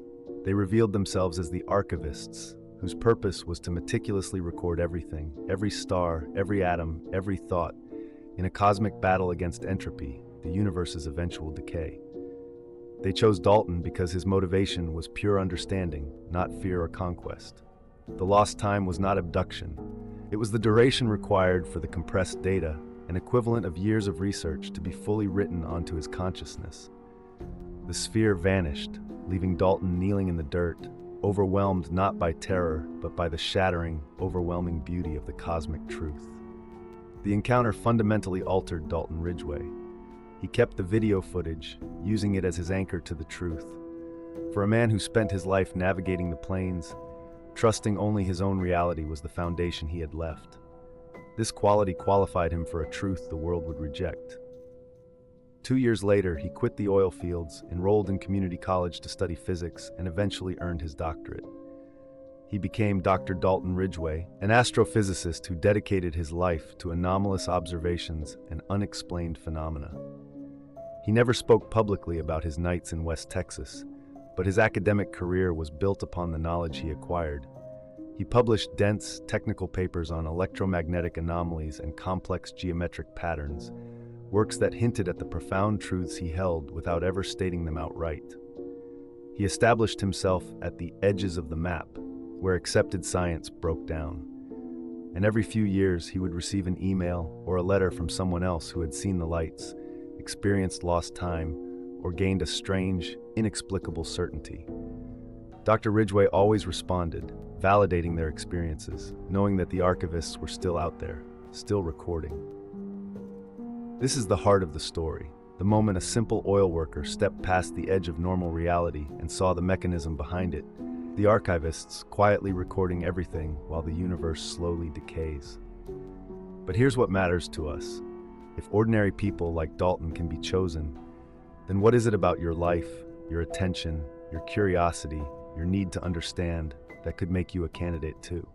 And if any of this feels strangely familiar, don't scroll past. Drop a comment and keep it simple. Tell me where you are, what you experienced, whether your electronics failed like a battery drain or a signal drop, or your clock jumped, and what you felt in your body, cold, numbness, dizziness, ringing in your ears, anything. Every week I'm going to pick the most specific reports, compare the overlaps, and start building a real hotspot map from the patterns. If you want to be part of the group that tracks the real signs, hit subscribe. Don't just watch, document.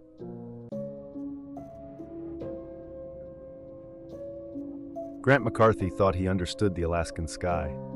Then the aurora stopped behaving like the aurora.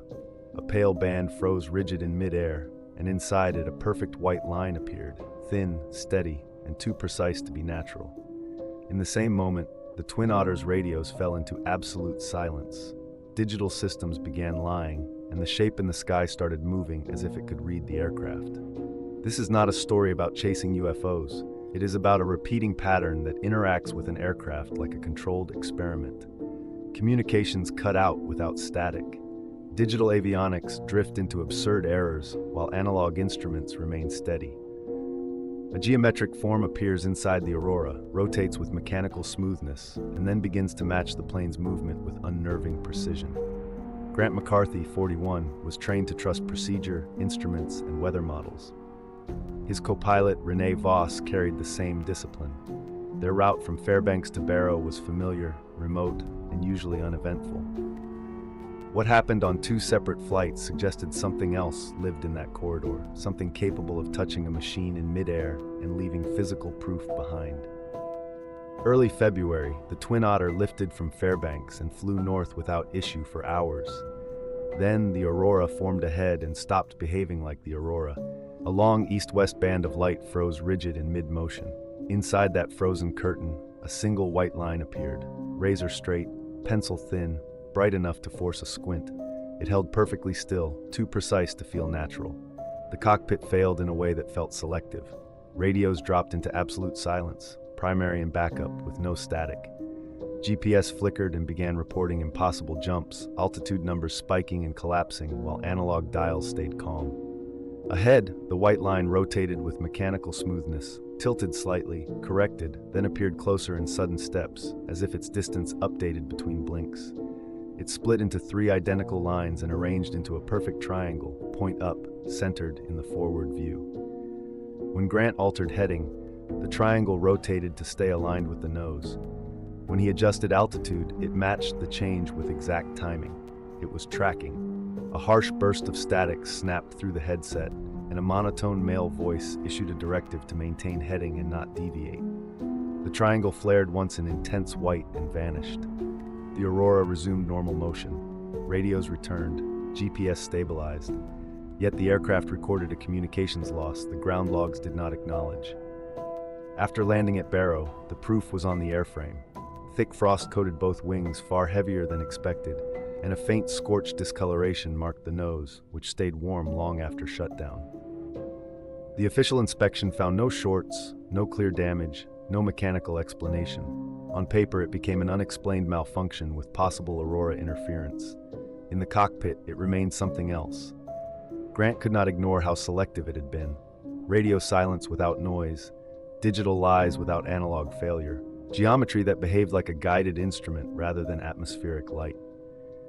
In early March, Grant and Renee flew the same corridor again with no passengers. A single white point appeared ahead, then blinked out. The radio cracked once, and the same monotone voice returned, issuing a calm directive that tried to steer them by command rather than by control tower procedure. The temperature in the cockpit dropped rapidly. Frost crept along the windshield edges. GPS flickered. The white point returned as a line, then divided into three, forming the triangle again as the Aurora seemed to fade away behind it. The triangle held its position relative to the aircraft like a lock-on symbol, matching heading and altitude changes with exact timing. Then the aircraft's behavior shifted from abnormal to impossible. It dipped hard, then surged into a steep climb driven by full power without pilot input. The yoke locked. At 14,200 feet, the climb stopped instantly, and the aircraft held as if pinned in place, engines settling into idle without the expected fall. The triangle moved closer, and the pilots realized it was not the object. It was an outline, edges of something larger, dark, massive, silent, filling the forward view and erasing depth. Control returned violently during a sudden drop. At lower altitude, the aircraft stabilized and the dark mass disappeared. After landing, the physical marks were clearer. Frost again clung to wings. The nose discoloration remained. Beneath the fuselage, 3 parallel burn lines were scored into the paint, evenly spaced, precise as measurement marks. This time, the response did not stay inside rumor and logbooks. FAA investigator Patricia Keller confirmed the physical evidence aligned with the crew's timeline. The scorch patterns suggested thermal exposure rather than scraping, chemicals, or maintenance error. The burn lines under the belly were too uniform to be random damage, and the paint showed signs of heat applied in narrow bands. The frost samples showed unusual crystalline structure, closer to conditions the aircraft had not actually flown through. Even the heat on the nose after shutdown behaved wrong, lingering like the metal had absorbed energy and refused to give it back. What made it worse was the system-like behavior. The failures were selective, almost surgical. Radios went silent without the messy signature of interference. Digital systems became unreliable in clusters, while the analog instruments stayed stable enough to keep the crew alive. The geometry appeared inside the Aurora, then acted like a tracking tool, rotating to remain aligned with the aircraft's nose and copying altitude changes as if it was reading a live stream of the plane's state. That suggested intent, or at least a process that responded to control inputs. Grant began searching for precedent. He found a declassified military report from the 1980s describing a strikingly similar event over the North Slope. Communications loss without conventional noise, navigation anomalies, and heat-related discoloration on aircraft surfaces. Different decade, different crew, same region, same fingerprint. The corridor was not producing a new anomaly. It was repeating an old one. That changed how the story felt. It was no longer a strange night with a strange light. It became a long-running pattern embedded in that airspace. A phenomenon that could reach into a cockpit systems, reduce a modern aircraft to partial blindness, then present a geometric form that behaved with the calm precision of machinery. It did not need to chase the plane. It only needed to establish rules, force compliance, and then release control once the demonstration was complete. The official conclusion remained conservative. Unknown aerial phenomenon, possible environmental influence, unexplained equipment malfunction. The words were safe because they did not claim more than regulators could prove. Operationally, the response spoke louder. Grant McCarthy and Renee Voss were reassigned to southern routes. The Fairbanks to Barrow corridor became a place their company preferred not to test again, not because they could define the threat, but because the threat had already proven it could touch an aircraft and leave marks that survived the flight. For Grant, the last meaning was personal and cold. That route felt claimed. Not claimed by a nation or a weather system, but claimed by an intelligence or mechanism that could impose behavior on machines in midair. The frost was a signature. The heat scars were a signature. The 3 burn lines were a signature. A way of saying contact happened, and contact could happen again. Grant never saw the lines again, but the pattern stayed. He kept flying, but he watched the aurora differently, scanning for the moment it might freeze, for the moment a perfect straightness might appear, where nature should only ripple. When other pilots mentioned radios going dead with no static, GPS jumping while analog stayed calm, sudden frost that made no sense, or heat scars on metal, Grant listened because he recognized the structure behind it. Now it turns to you. What fits better? Classified testing, rare atmospheric physics, or an intelligence imposing rules on machines in midair? If the sky signaled tomorrow, would you recognize a pattern or explain it away until it fades? Drop your theories in the comments. Subscribe for new sightings, anomalous energy readings, and the repeating patterns hiding in plain sight. This isn't just a story, it's a warning. The truck lifted without a sound. No roar, no dust blast, no engine strain.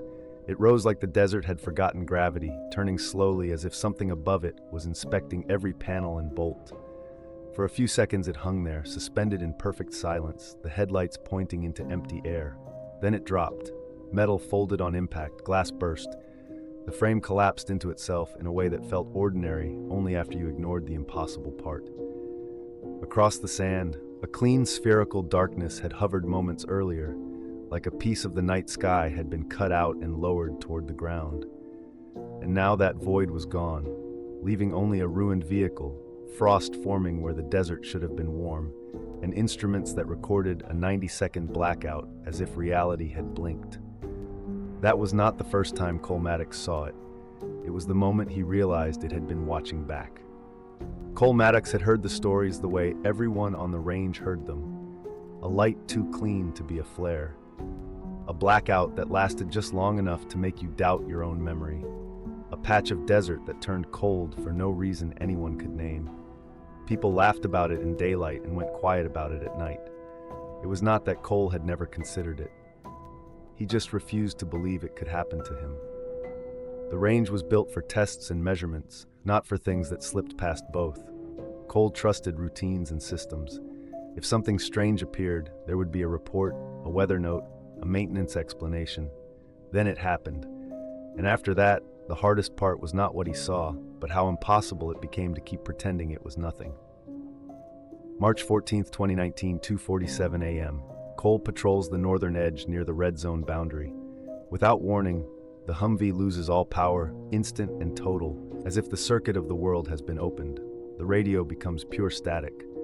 A quarter-mile away, a pale blue-white column appears, perfectly straight from sky to ground. It makes no sound and casts no spill light, visible as a shape rather than illumination. Cole counts the seconds, staying awake, staying present, measuring the event by will alone. At 90 seconds, the column vanishes instantly. In the same breath, the Humvee returns to life, as if the shutdown never happened. Back at base, the logs confirm the part that should not be possible. A radar blackout occurred for the same 90 seconds within 3 miles of his location. Thermal sensors recorded a localized 40-degree drop. GPS data shows his vehicle as perfectly stationary for the full window, even though his mind insists he was alert and counting. The incident leaves no debris, no crater, no visible burn. It leaves only synchronized absence across multiple systems, like a controlled field switching on and off. 2 weeks later, Cole meets Sienna Torres at the radar center supporting the Goldwater Range. She has been tracking voids, clean geometric holes cut out of radar returns, not noise and not malfunction. These voids move in straight lines toward the northeast at roughly 400 miles per hour, consistent enough to plot, consistent enough to predict. Reports label them atmospheric anomalies, but the voids behave like objects with boundaries. Cole and Sienna compare timelines and find overlaps. The blue-white columns appear near major test sites, Yuma, Goldwater Range, and the Sonoran Desert corridors. Close to those windows, other anomalies cluster: navigation reversals, orientation errors, instruments briefly reporting the world flipped. The pattern suggests the void is not simply a blind spot. It is an active suppression zone that degrades detection and destabilizes electronics inside its radius. They build an informal group, people who have touched the same edge from different angles. Marcus Sanders, a pilot who has felt airborne systems go dark near a void. Sarah Kelly, maintenance, who can confirm the faults do not match normal failure chains and sometimes align with magnetic irregularities. David Torres, an environmental contractor tracking electromagnetic spikes in places the range rarely discusses. None of them can name the phenomenon. All of them agree on the same conclusion: it behaves as if it is applied deliberately. They build a network, not to chase a craft, but to catch the signature in motion. Multiple EM sensors, synchronized timestamps, redundant recorders, and layered observation points designed to survive the same interference that keeps erasing the middle of events. The goal is simple. If a void forms again, they want the moment it begins, the moment it peaks, and the moment it collapses, all measured from more than one angle. On April 4th, 2019, the network triggers. A void is forming. Sanders tracks from a helicopter and describes it as a perfect dark region, as if a circle has been cut out of the night sky. It is not shadow, it is absence, a boundary so clean it looks manufactured. As he closes to roughly 200 yards, the helicopter loses power for 20 seconds.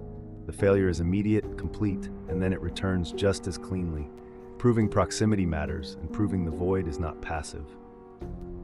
Cole approaches on the ground. The temperature drops rapidly as he enters the field, cold enough that frost forms on fabric in a desert night.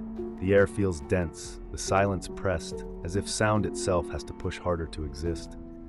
Ahead, the pale blue-white column appears again, the same color as the March event, perfectly straight, touching down near the void center. The ground begins to change where the column meets the sand. It does not scatter or burn, it reorganizes. Grains lock into repeating geometry, crystalline facets forming patterns that look engineered rather than natural, as if material is being forced into structure by an invisible rule. Then the truck lifts. No roar, no dust blast, no engine scream.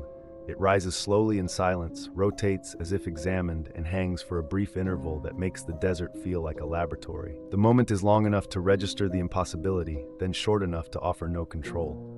The truck drops and is destroyed on impact. Above, the spherical void collapses in segmented folds, like geometric panels closing inward. It compresses, fractures into orderly sections, then disappears.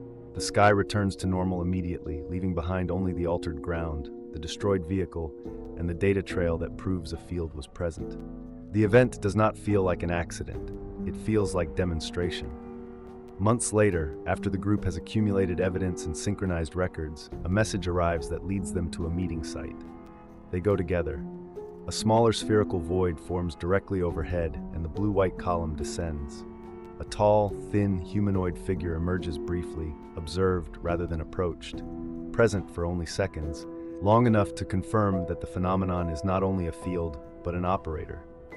When it vanishes, the warning arrives in the only form that matters, a choice framed as consequence.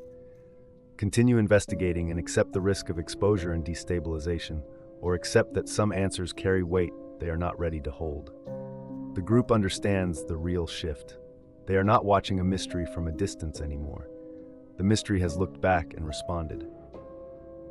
They did not go public, not because the evidence was weak, but because the pattern was clear. Every time the phenomenon appeared, detection failed cleanly, systems went blind in a controlled radius, and time behaved like something that could be edited. Attention did not produce clarity, it produced response.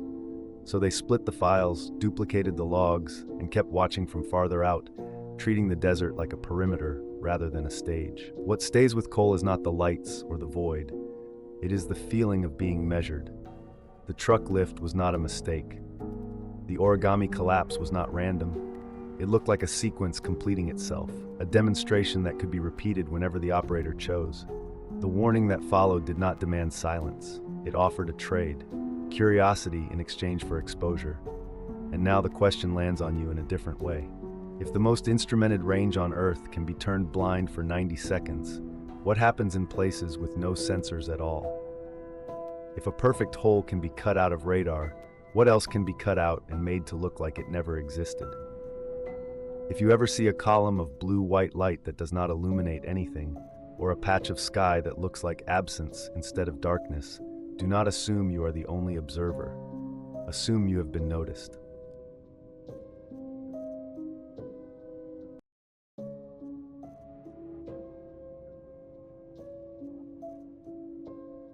The blast did not sound like an explosion. It looked like one.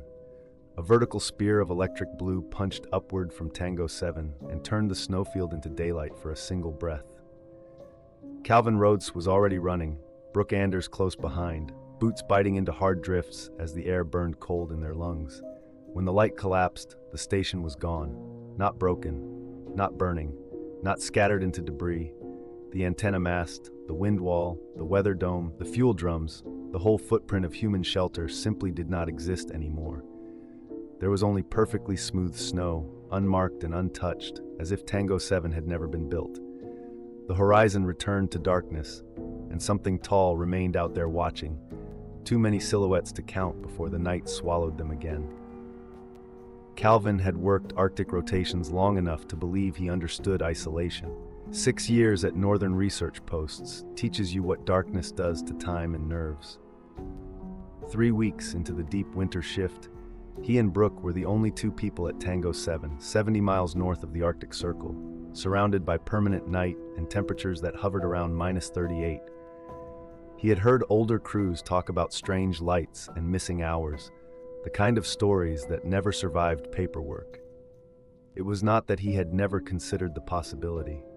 It was that he refused to believe it could be real until it reached down and shut the world off around him. Midwinter at Tango 7 meant permanent night and air cold enough to sting the lungs on every breath. Calvin Rhodes was checking the magnetometer along the eastern instrument belt when the horizon changed shape. A thin, pale yellow band appeared perfectly horizontal across the east, too straight to be aurora, too steady to be weather. It did not ripple, it did not drift. It held like a line drawn with a blade.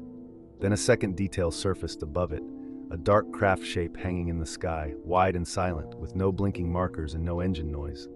Its underside looked smooth and featureless, except for 3 faint points of light spaced with geometric intent, dim enough to feel deliberate.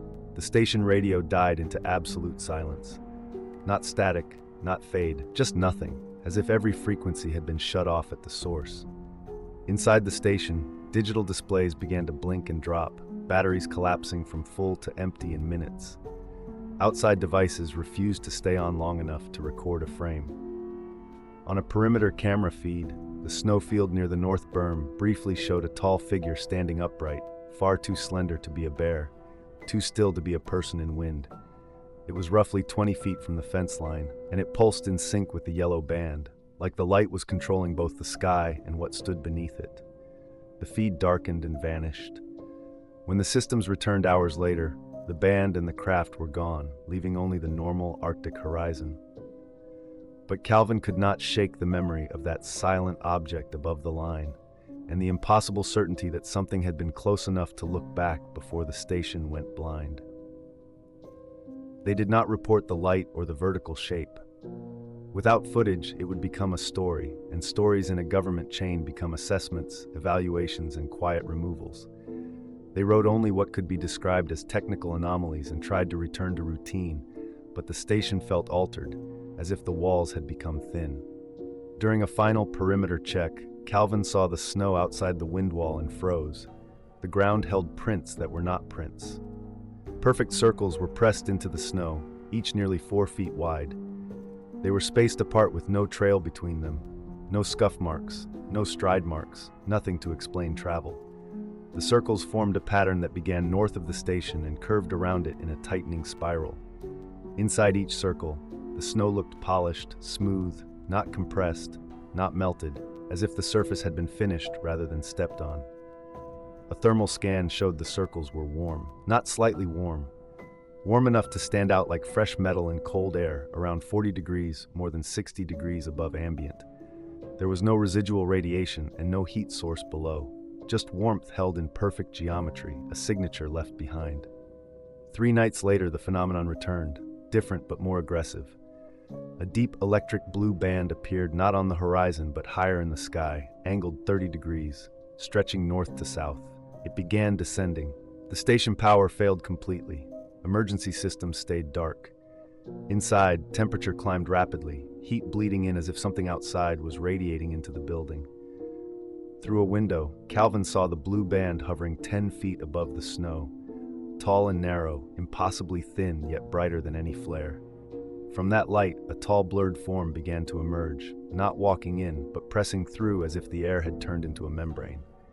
They fled west into open snow. Behind them, Tango 7 erupted into a column of blue light that punched upward and lit the world so hard it threw sharp shadows across the tundra. In that glare, the snowfield was crowded with motionless figures, dozens, then hundreds, tall shapes spaced out as if arranged, all facing the same direction. Then the light cut off. Where the station had stood, there was nothing. No wreckage, no crater, no scattered panels, only untouched snow, smooth as a blank page. 6 months later, Calvin and Brooke returned north, 50 miles from where Tango 7 had been erased. The tundra greeted them with geometry. Circular impressions, nearly 4 feet wide, sat in ordered patterns instead of trails. Every circle held warmth through gloves, heat sealed into the snow without meltwater. From higher ground, the layout resembled a coastline map stamped into the ice. At 3:47 a.m., all electronics died at once. Cameras went black. Satellites dropped. Screens blanked. The air thickened, and a slow vibration rose through the ground, deep and rhythmic, like a massive engine idling beneath the world. Frost crept higher along fabric seams, not from wind, but from cold that felt switched on around them. Then the gold band appeared, perfectly horizontal, suspended over the tundra like a ruler line drawn across reality. Above it, a UFO resolved out of darkness, massive and silent, swallowing starlight. Its underside was smooth and curved, with recessed points of faint light arranged in precise geometry, matching the warm circles below. A thin vertical beam dropped from the craft to the band and down to the ground, clean and pale, outlining a corridor rather than lighting it. Inside the beam, the darkness looked dense, almost glassy. Snow beneath it did not stir. Along that beam, alien figures emerged, tall and narrow, long-limbed, their edges wavering as if they were not fully solid. They did not crunch through snow and left no footprints. They appeared in positions as if placed, facing Calvin's line of sight, spaced with measured intent. Some turned their heads in smooth arcs without shifting their bodies. Their surfaces were matte and dark, with faint pulses moving beneath them like light under skin, matching the vibration in the ground. The UFO lowered slightly. The beam brightened once. The warmth inside the circles intensified, and the snow within each ring looked subtly polished, as if its surface had been restructured. One figure occupied a nearer position, close enough for shallow facial contours to be visible. Eyes that did not shine yet held attention like a sensor. Meaning pressed into Calvin's mind without sound, a demand shaped like a question, followed by an answer delivered as images. Tango 7 had not been destroyed. It had been removed, pulled out of a place it did not belong, a human structure interfering with layers of reality it was never meant to occupy. Calvin stopped thinking of the Arctic as empty.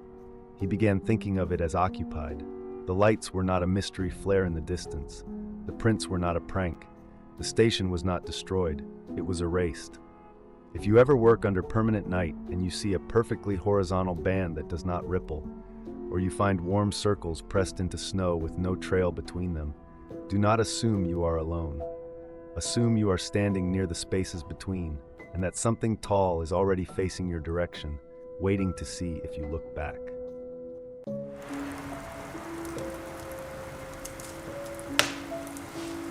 The desert highway looked unchanged in starlight, a thin ribbon of asphalt cutting through nothing. Evan Strickland stood beside his truck and watched 3 lights appear over the flats, one by one, perfectly spaced, the wrong color for any aircraft. They did not blink. They held position like marks on a grid. The lights began to orbit, not around each other, around Evan and Tessa Jordan. The air thickened. A hum formed behind Evan's eyes, then in his teeth, too clean to be wind. For a moment, his boots separated from the asphalt by a few inches, as if gravity had been negotiated away. Then everything snapped back. The lights were gone. The night looked normal. Evan checked his watch and felt his stomach drop. Time had moved backward. Nevada at night can make reality feel thin. Evan was 26 when it started, and he spent 11 years carrying the same unanswered gap. He was driving in a small military convoy on State Route 375 toward a classified site near Rachel. 5 vehicles, 12 personnel, routine on paper. The only reason he never wrote it off as his own mind was Tessa Jordan. She was there too, and years later she came back with the same nightmares and the same missing minutes. The first 2 hours were pure routine. No moon, stars dense enough to look textured, the road empty, the desert flat, the horizon erased. Then the radios failed. Not interference, not fading, a clean sudden silence that did not behave like terrain. Every channel died at once. The quiet felt engineered, like a hand placed over the spectrum. The convoy stopped in the same instant. Evan did not brake. The truck simply settled into a controlled halt. No brake lights ahead, no brake lights behind. 5 vehicles frozen in place. Evan looked up and saw a triangular absence sliding over the stars. Not a shadow, a shape that removed starlight. Massive, slow, silent, moving with purpose. Then the truck died completely. No dashboard glow, no engine vibration, no electronics like the world had been switched off around them. A thin beam dropped from the triangle. The color was wrong, pale with a faint blue edge that made the eyes ache. It swept the road slowly, left to right, revealing rocks and brush and cracked asphalt.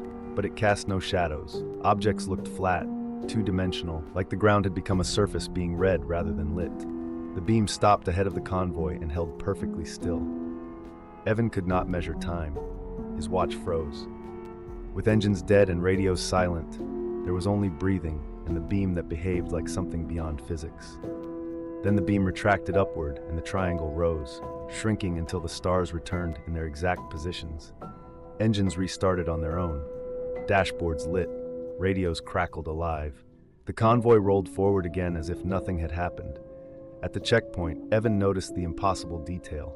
His watch was running again, but the time displayed was 13 minutes earlier than it should have been. Station clocks matched, logs matched. The timeline did not. The next morning, Evan found Tessa carrying the same hollow look. She had seen a detail he could not explain. The light behaved as if illumination and absence were separate things, moving independently. They searched for proof. Vehicle data should have shown a stop. GPS traces should have recorded a halt. Engine logs should have captured the shutdown. Instead, the records showed continuous forward motion from base to checkpoint, clean and uninterrupted, as if the convoy never paused at all. Tessa found something worse. The checkpoint perimeter cameras contained a missing block of footage exactly 13 minutes long, stamped with a generic electrical error code that did not fit the station's backup power.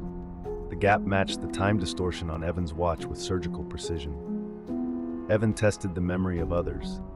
A rear security driver who should have had the best view insisted the transport had been routine.